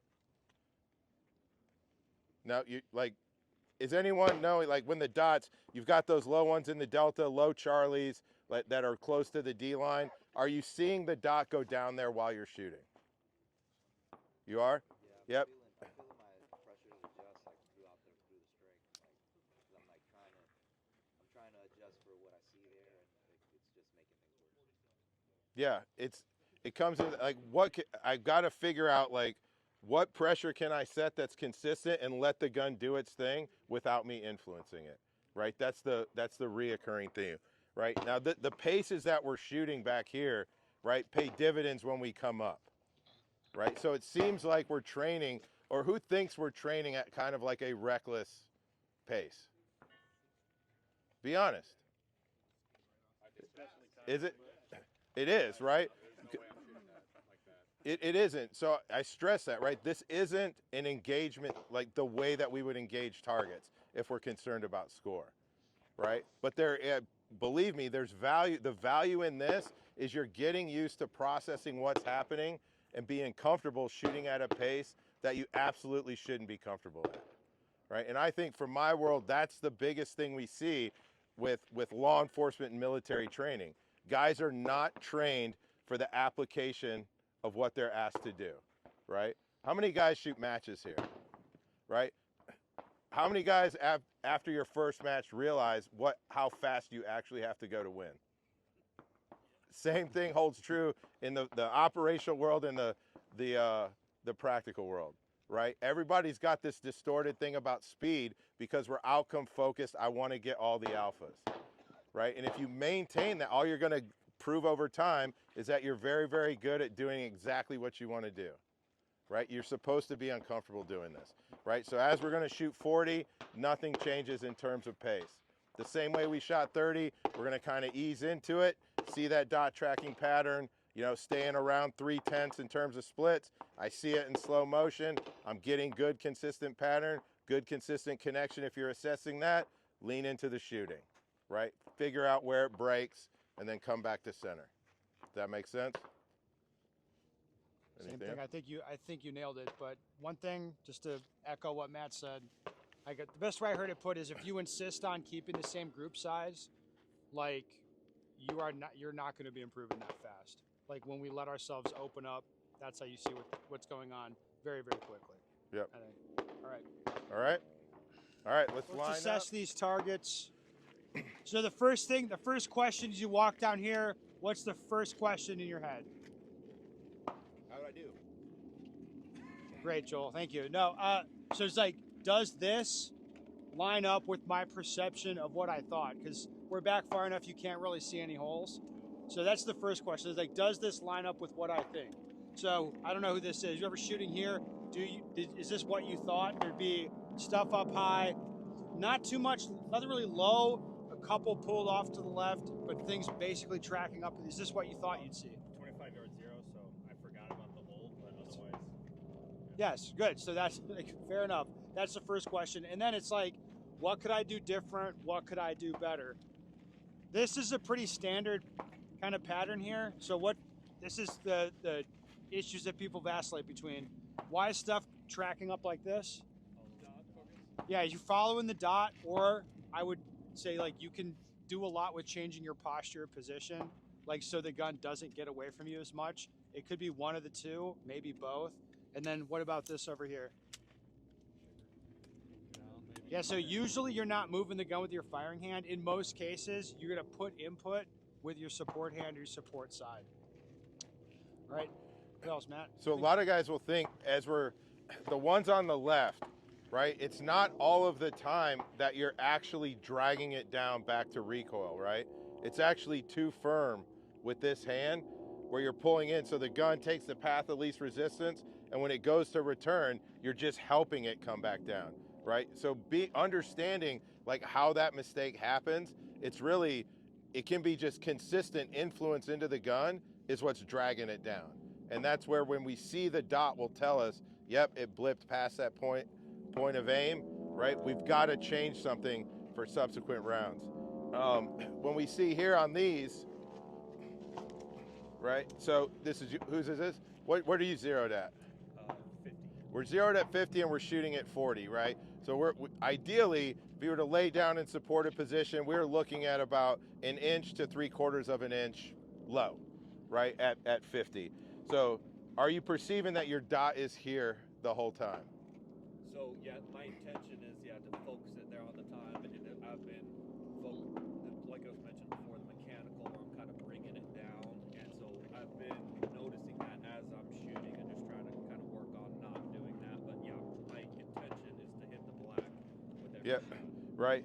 So what we would typically see, right? If the dot starts here and I'm influencing the gun, whether the firing hand is taken over, right? So I start pulling it back in for the second shot and I pull that gun down. We see one in, one out. What we see typically when the whole group is low, right? You can be staring at this, but you're not recognizing that red is not over that, right? Because people will use, right, shoulders and head. We talked about this as aiming references for the target, and all of this shit is too close to these danger areas, right? So everyone comes down to the fat part of the target where there's just brown around the whole thing, right? That can also be a byproduct of you think you're zeroed in on this aiming reference when you're just looking at the whole target, right? You see that whole brown target, and then the dot and 65-minute ring is sitting in the nice, comfortable spot. Now that you do mention that, being aware of my recoil pattern, seeing it come over the shoulders, I think I've kind of subconsciously started to bring it down so that it doesn't go over the top of the shoulders and off the target. So after you mentioned that, I do think I was doing that also. Yeah, if the dot, right, guys will be really concerned about where the dot goes in recoil, right? I absolutely don't care where it goes. I care where it returns to, right? It can go up over the berm, up over the skyline. As long as it drops right back down there, that's the consistent, predictable pattern that I want to see, right? I don't want to, but you're influencing it kind of like without active thought, because you're like, I don't like it when it's off the target, so let me aim a little lower, and now it's just going to track here. And just understanding what's happening when you're shooting is the whole point that we're trying to drive home with doubles. Tie cause and effect together. Right. One other thing here. That's a lot of fun. Okay, one other thing here. How many of you like the size of the aiming reference? 40 yards, you get 4 stickers. Yeah, it's like you can see it. It's apparent. You don't really have to hunt for it, but it's not really that big, taking up a lot of the target. I find about a fist size works best at 50 yards when you're training with the rifle. But what's very nice, I mean, and you can tell where the sight's tracking relative to this. Yeah, it's really easy. And then what I recommend doing, if like, again, if you get time on your own for more training, make it half the size. So it's like it's fist size, it's super comfortable. Make it half that, you're kind of like looking for it. Then if it's just this one paster at 50 yards, you'd be like barely able to see it. And then you end up taking that away, right? With more training, it's like the idea is you're driving your eye to a small spot, you're looking small for that black spot, even though it's not really there. And then it drives your eye to a small spot on the target. That's kind of how you want to do it, I think. I agree.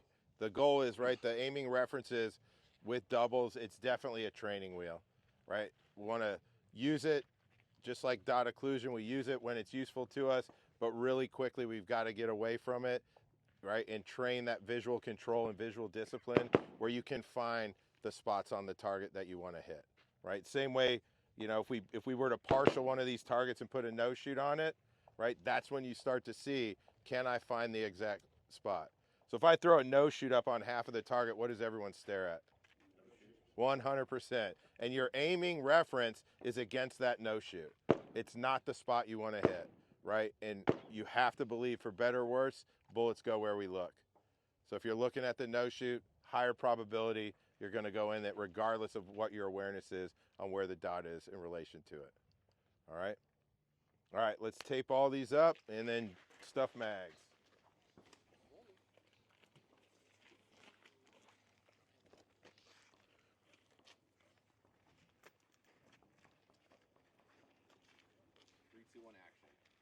We're still waiting on some people.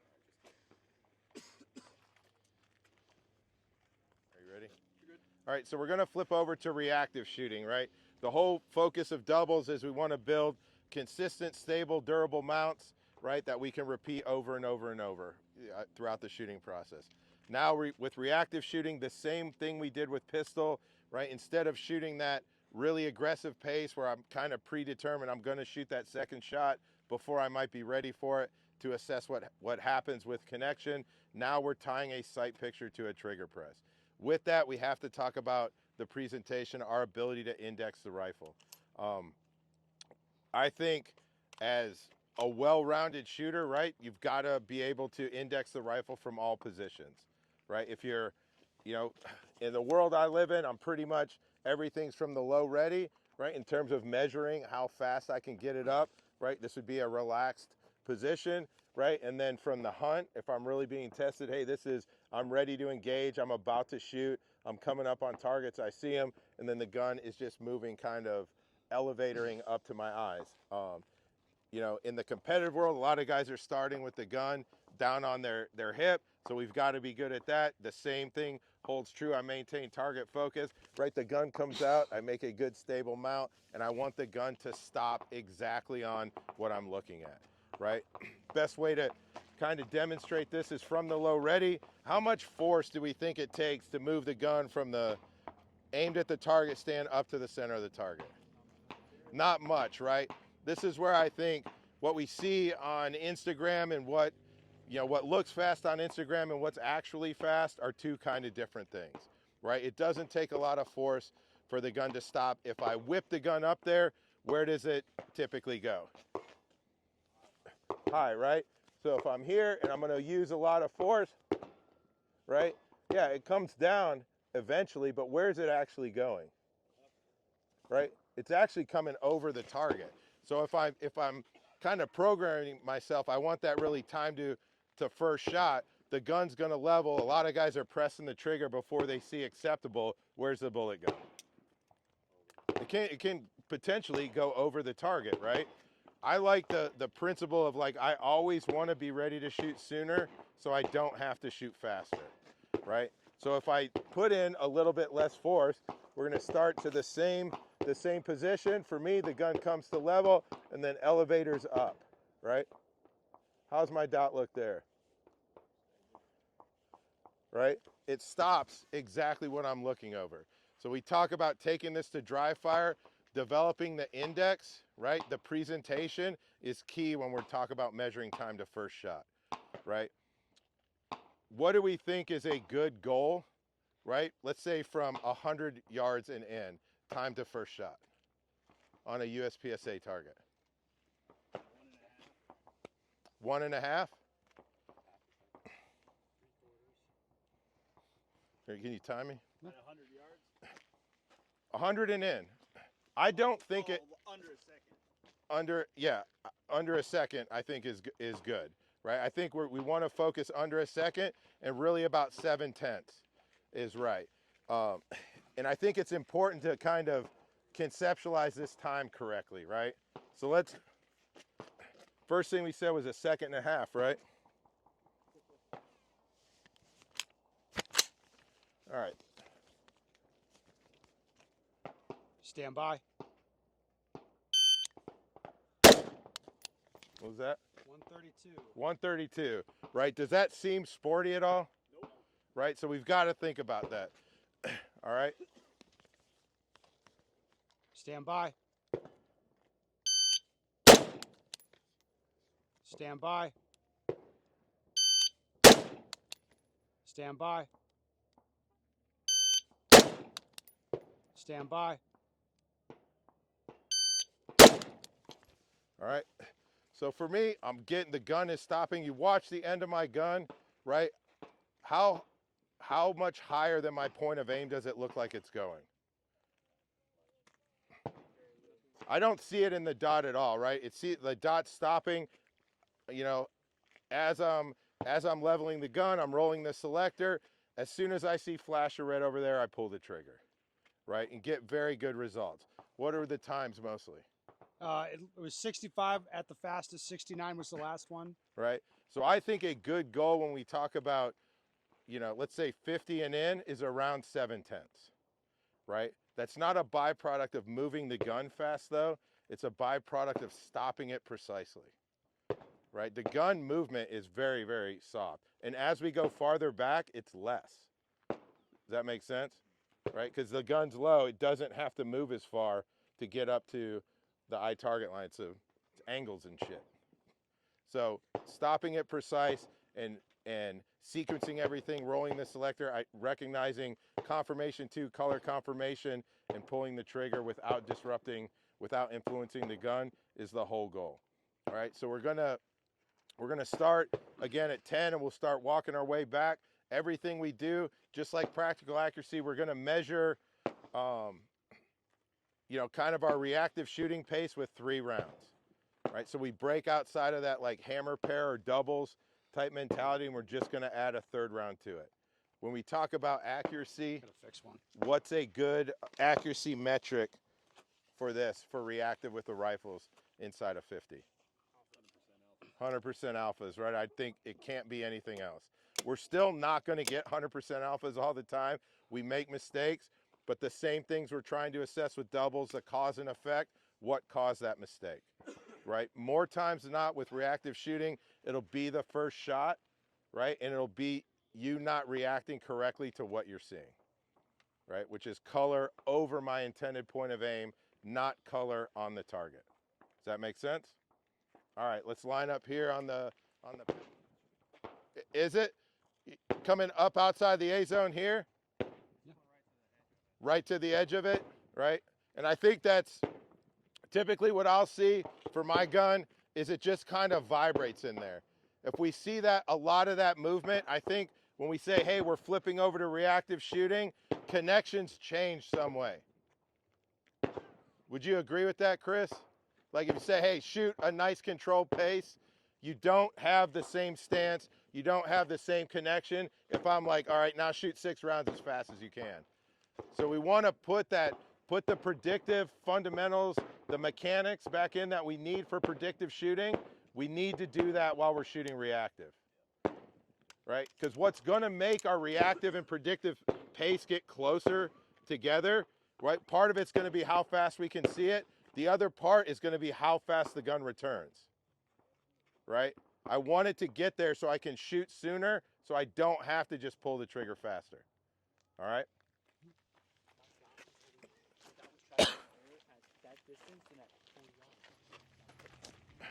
Hey guys, real quick. So we've been having this conversation kind of offline. How many guys would assess that shooting a reactive pace is harder than shooting a predictive pace? Right? I think when guys have a really good connection, I'm on the line or in the camp that I think shooting reactively is harder than predictive because there's more time for mistakes to happen, right? It's a slower pace, so my ability to want to influence the gun, for me, feels greater, right? With the other guys would think, hey, reactive is easier, right? Because it's nice and controlled and you're not comfortable at the faster pace just yet. So we talk about developing aiming schemes and strategies. Aiming schemes is dot press, or color press, depending on target distance and difficulty.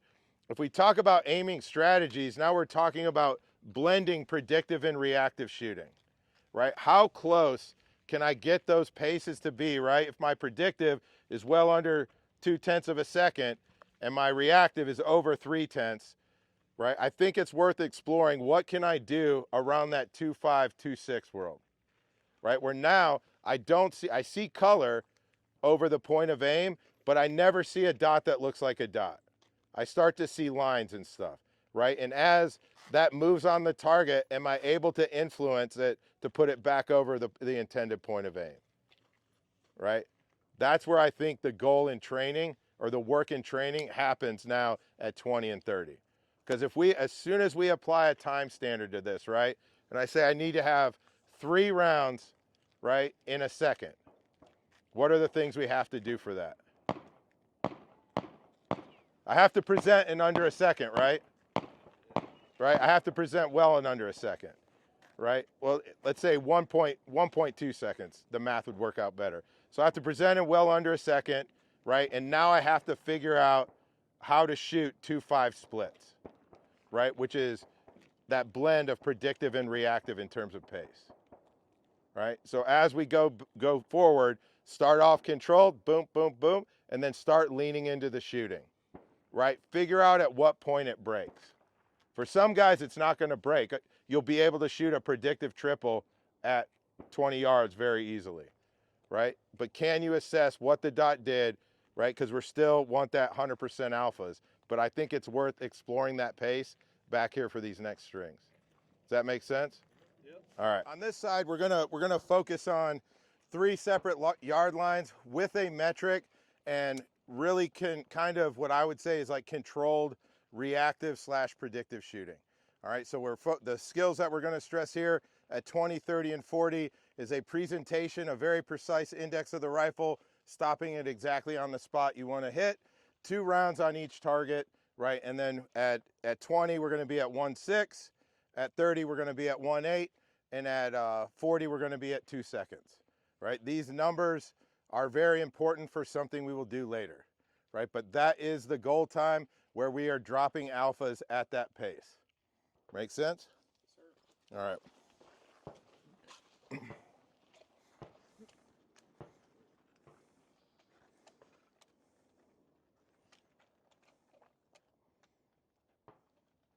gonna time it. All right, so everything I'm gonna do, I'm gonna start kind of from the hunt position, right? Like I moved into this position, I'm ready to shoot, and on the buzzer, present the rifle, 2 rounds on each target, the goal time being 1.6 seconds. Right, and pay attention to the little nuances as Matt's shooting. Look at his posture and really how little he's moving and how immediate everything's happening, because you're going to be forced to shoot these times. All right, stand by.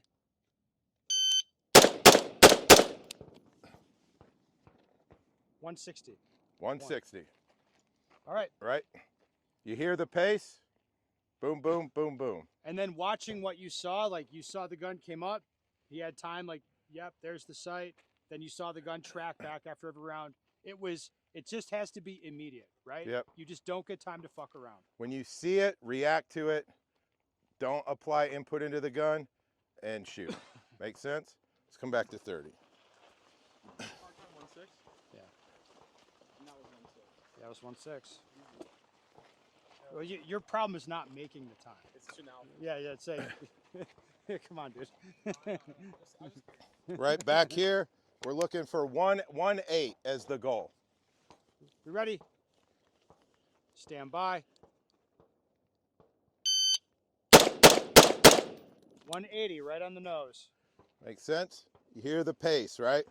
Right. Now on that one, I'm calling 2 alphas on the left, alpha, and maybe 1 right on the AC line on the right. I'm always aiming for alphas, but the pace, the times is non-negotiable, right? I have to shoot that pace. The time exists to force a way of shooting that we really want you to experience and be comfortable with. All right, come back to 40.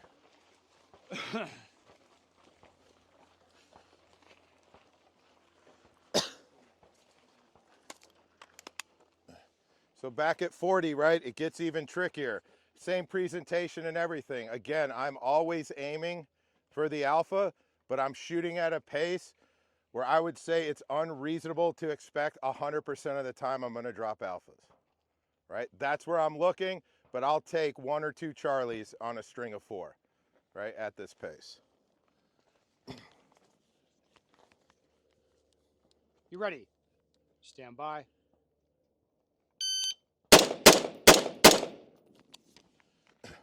185. 185. So a little bit too much there, a little bit of over transition right into the Charlie, but that's about the pace, right? Let me see if I can get a little closer to 2 so you guys can hear it. You ready? Stand by.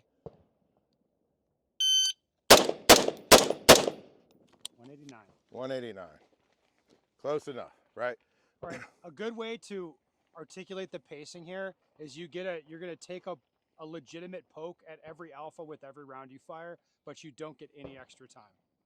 And that's kind of a good, like for the competitive shooters, that's a good way to articulate the pace you want to shoot matches. Like I'm gonna take a poke at the A zone on the targets, but I don't get extra time beyond just like the color confirmation or like seeing the dot come back, look like a dot, whatever confirmation you choose. Does that make sense to everybody? Like you're still trying to hit the A at this pace. You're not going to hit the A every time, but you're actually trying. So if you talk about kind of the process that I'm going through when I'm shooting this, right? I believe if the start point is near perfect, the end point will be acceptable. If my start point is very, very loose, the end point will be unacceptable, right? So I am presenting to a stop stable dot that looks like a dot. And then I'm shooting color after that. Does that make sense? Right? That'll pay dividends in time, right? You stay connected to the target, but before I lean into 40-yard, 25 splits, I need to see see with a very high level of certainty that dot is in the A zone. Does that make sense? All right. Yeah. And like Matt said, this is what you're getting is like a workup for CQB warm up, what you're shooting at the end. What Matt's seen a lot, and I've seen is like you just get crushed at the 40-yard line without a little bit of practice. So that's what this is. Like you're getting practice to force to shoot the right pace for a tough test you're going to do at the end. So like just view it as practice for that. It'll make more sense. The training idea would be get really comfortable doing things that you shouldn't be comfortable doing, right? And then in terms of matches, real life or whatever, it translates very well. This is what I'm used to shooting, this aggressive pace right on the ragged edge, right? Then when you apply a little bit of pressure, it's not that big a deal, right? Any questions? All right, let's go look at what Ben's Go got. over there. Let's go look. Okay, over on this side, this, for whatever reason, this is a great drill for target focus. You know, it gets you, I mean, by using vision barriers here to interfere with your view of the target, it helps really impress upon people the concept of target focus.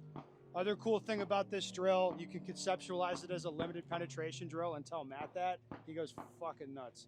It's awesome. It's not true. He wouldn't do that. All right. Anyway, I'll make a couple examples for you. Anyway, the start position, I'm going to set myself up so I can see the target I want to start on. I can run it left to right or right to left. In this case, I'm going to start where I can see the target on the left. It's my intent that this vision barrier blocks your view of the targets in the middle. From where you start, you cannot see them. The idea is you have to hunt to find them. You got to go look for them. All right. Here we go. What I'm going to do is engage each target with 2 rounds as I go through here. Sorry, we'll have to rack that baby.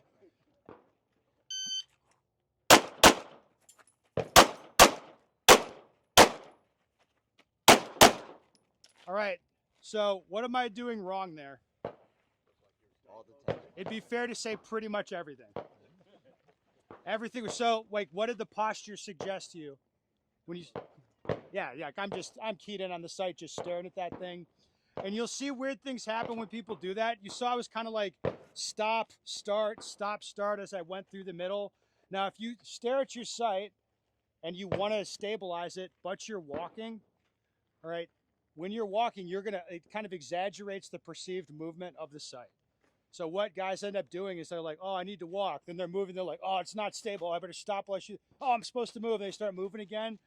And that's what you watch guys, and they're like, oh, they don't move through very fluidly. So the couple things you want to apply is walk through fluidly at the same pace, right? And then just accept color confirmation. Accept that the sight's going to be moving anyway. So when I see the color go into the center, even if it's dancing around, it's not really going to get much better than that. And I'll just like, yep, color's where I want, send it. Now, at this distance, can we make those hits work? Or can we make it work with just color? Yeah, I think so. Good. I'll go through this again.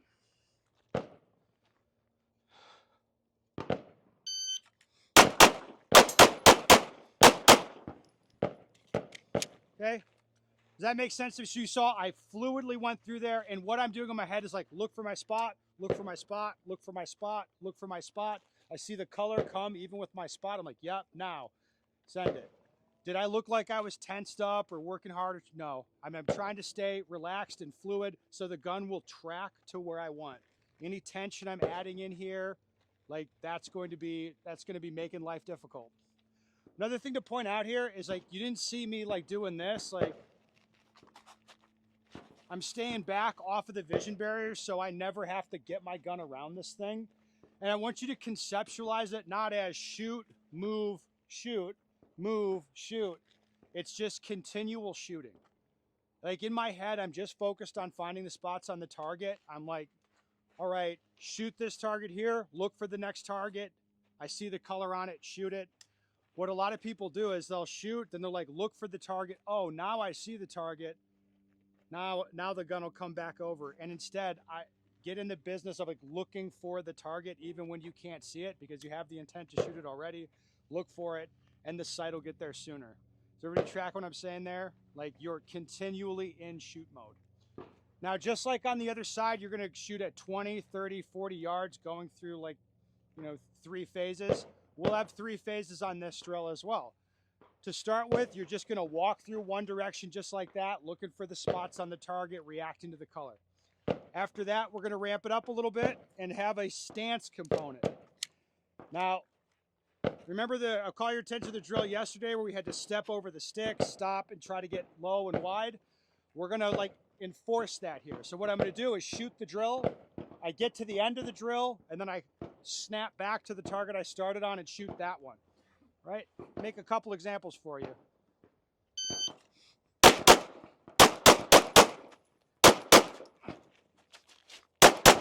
All right, did you like the look of that? Yeah, was it necessary for me to lean like this? No, we're not using these as cover or anything like that. It's just a vision barrier. What I want you to do, if you have the choice, stand neutral, 50-50 weight distribution, like where I can see the target. So when I have to come back, I don't have to work to dig out of that position. I can just move back. All right.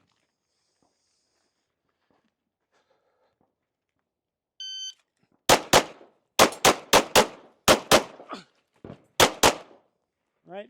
See the difference there? That's what we're looking for. Finally, the third iteration. And don't worry, you'll get reminded of this when you come back around and do it. Third iteration, I'm effectively going to do the drill going left to right and then come back right to left, making it 14 rounds of continual shooting without ever dismounting the gun.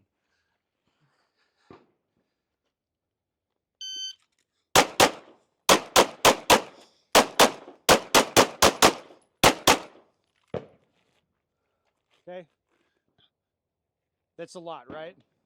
Right, what this will be, again, this is the same thing. Like we stack more rounds, ask you to do more, it just makes it harder. Right, so you're looking to get target focused. You see at one instance there, I got on the trigger before my color came to the center and just fired a quick makeup where I wanted the rounds to go. But this is basically what we're looking for. This drill really helps people with target focused and with being fluid, like looking to engage the next target even when you can't yet see it. Any questions, anything to add, Matt? No? Nope. All right, so the way that we're gonna do this is gonna be kind of tough. Everybody is gonna hit each of these two ranges 3 times. So we want is like you shoot here, right? Grab your rifle, go over there, shoot the 20-yard line. Come back over here.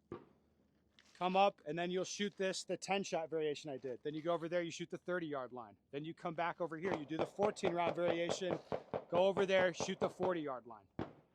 Right?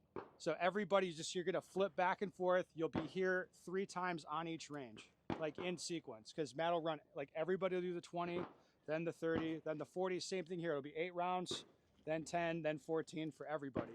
It just means come up here, shoot what you're supposed to shoot, pace the targets, then take your rifle, go over there directly, wait in line, do the thing, come right back over here. And if everybody just cycles through right like that with no messing around, we will get through everything. Sound good? All right. If you'd be so kind, can we put some rocks on these or something to hold them in place? All right, Matt's gonna demo CQB warm-up. The times are not negotiable when you guys are actually running it. The timer's gonna be set. So like the first string, for example, you get 6 seconds. It's gonna sound like this.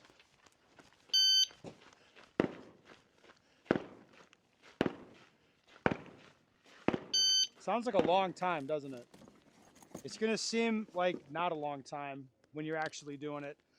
You're just gonna hear the second beep while you're shooting, and you'll get to finish your string. Just be aware that if you're shooting this for score seriously, you wouldn't count stuff that's overtime. And that's why you got kind of the workup before you do this, because the times are pretty tidy or pretty sporty. At 40, maybe 20 yards. Then up closer, it's a check on your gun handling and your consistency, just to make sure you can run them into the A zone and you can, draw the pistol and reload your rifle, that kind of thing. Anyway, Matt, you feeling good? First Yep. string, what's that one? 2 rounds on each target standing, 2 rounds on each target prone. 6-second par time. Trying to figure out if I want to throw myself onto While we're doing this, you can see we have 5 lanes here that we're going to use. It'll be your choice. Do you want to prone on the concrete? Do you want to prone on the grass, or on the brass, or do you want to prone out on the gravel? Your call. All right, Matt. All right, 2 on each standing, 2 on each prone. You ready? Oh. All right. Stand by.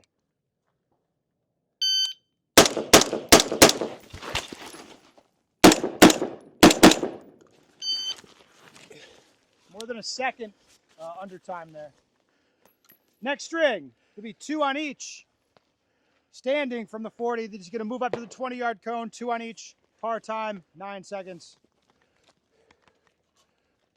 You ready? Sorry, hold on. Stand by.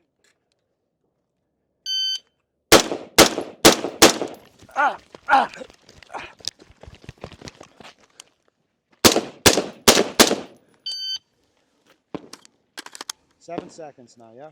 Yep. All right, now it'll be 2 on each standing. From the 20, move to the 10, 2 on each. Par time, 7 seconds. Be ready. Stand by.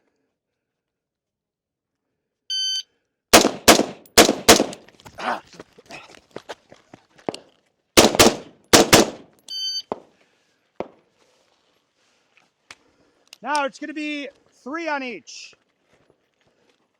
The rifle will go to bolt lock. Transition to your pistol and 3 on each.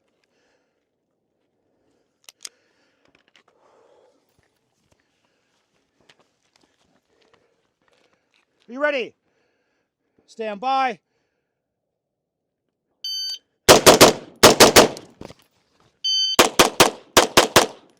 That was the wrong time. Yep. I was set to 3. He made the time. It was 6 seconds, and he did it in 4.5. He had plenty of time. Now this one's the 3-second string. Yep. Is you're going to start standing. Weapon on fire, finger on the trigger, aimed at one of the targets. Yep. Transition your pistol. Transition. 3 rounds Transition on your each pistol, target. engage each with 3 rounds. 3-second par time.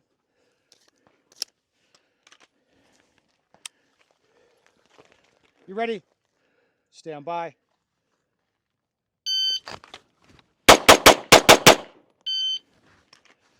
Next is a 5-second par time. 4 seconds. 4 seconds. I thought it was 5. In the book, it's 5. All right. 4-second par time. What we're going to do here is reload the rifle and engage each target with 3 rounds. Same starting position. Weapon on fire, finger on the trigger, aimed at one of the targets. Stand by.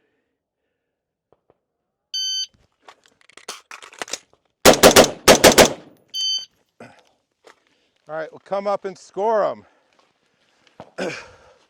What we have is 18 rifles, 6 pistol on each target. We count a minor power factor. 2, 4, 6, 8, 10, 12, 16, 18, 20, 22, 24, 26, 30 down, 210, 208's passing. So, not a good score for me. Don't like the deltas and getting these ones squeaking out of the Charlies. Not a fan of that. Don't know why I'm still throwing them sideways. But at the end of the day, shooting that pretty aggressively. The par times, right? A lot of the par times I'm beating by over a second. So in terms of hit factor, it probably works out pretty good. Mid 8s, high 8s, right? If we go back on all the times. Any questions on this drill? We'll call off the stuff to you as you're doing each string, so you don't have to worry about that. But like, if you weren't over here when I told you, if you start with 30 rounds in the rifle, a magazine to reload to, and your pistol's full up, you don't have to think about much. Just listen to what gets called off and do it, and you won't have a problem. Yep. Are tumbling bullets worth extra? No. They're worth not extra. So, yeah, the big thing with this, don't start with 31. So make sure you're unloaded. 30 round magazine, not to insult anyone's intelligence, but the bullet will be on the right. Push it down a little bit. 30, pistol can be full up, right? And then have a reload. That's a full magazine for the weight. Any questions? All right, let's go. Yeah. I have hit record. Oh, we're gonna hit it. We should wrap this up. All right. Hey, right, not going to laboriously go over everything we've did, right? But hopefully you understand kind of what we've done over the last 2 days, the progression we tried to take you through, and how, you know, both Ben and I think we kind of speak the same language on training, right? And I believe the inductive approach to training and getting guys to explore and experience, you know, shooting at different levels, at different performance levels, and understand how mistakes happen and what's the solution to fix them, right? Tying cause and effect together is the big theme here. Always training principles, not training techniques. You know, both of us can just show you techniques that we use that in our attempts to not violate certain principles. But again, every body is built a little bit differently. Guns are different. Everyone connects a little bit differently.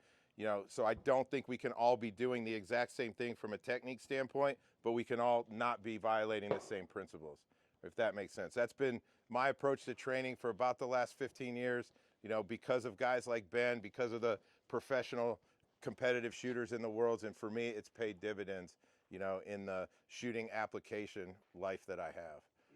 I hope you guys understand that. Appreciate all the effort everybody came and put in. Glad we came under the round count. I was kind of concerned about that. But hopefully you guys had 2 good days of training and have kind of a roadmap going forward and some things to work on. Yeah. Simple. And the other thing I should just point out again, everything we did was simple. Like it wasn't easy to do, but it's like it's not complicated to understand. Just simple concepts that you just endlessly polish. That seems to be the way forward, if you ask me, because then you can apply that to whatever you have to do, like any sort of situation or any sort of challenge. Yeah. Hey, going forward, if you guys have any questions for me or comments about the course, I'm always welcome to hit them up. You can social media or send me an email. You can literally type in anything at Extra Alpha and I'll get the email. Lick my balls at Extra Alpha and it will come to me. Demonetized. This is new information. The New information, man. that you can edit that out. But I'm not editing that out. if there's things that you like, things you didn't like, more importantly about the course, how we can make it better. I'll tell you, we've been teaching together now for about 3 years. And it's been an evolution, right? Guys that have been in courses a few years ago, I think this is a little bit different how we present it now. We're always trying to figure out the simplest ways to explain it, right? If I have to explain it in 10 words, we're trying to figure out how to do it in 8, right? To get the message across to people, you know, that much quicker and more efficient and easier to understand. Yeah. Well, that's all we have for you. If you would assist us with cleaning up the range, like yesterday, the stands, you know, like the stands and sticks will go back in my truck, which it's empty now. So I'll pull it around. You can put them in there. The stand holders that we're going to go back.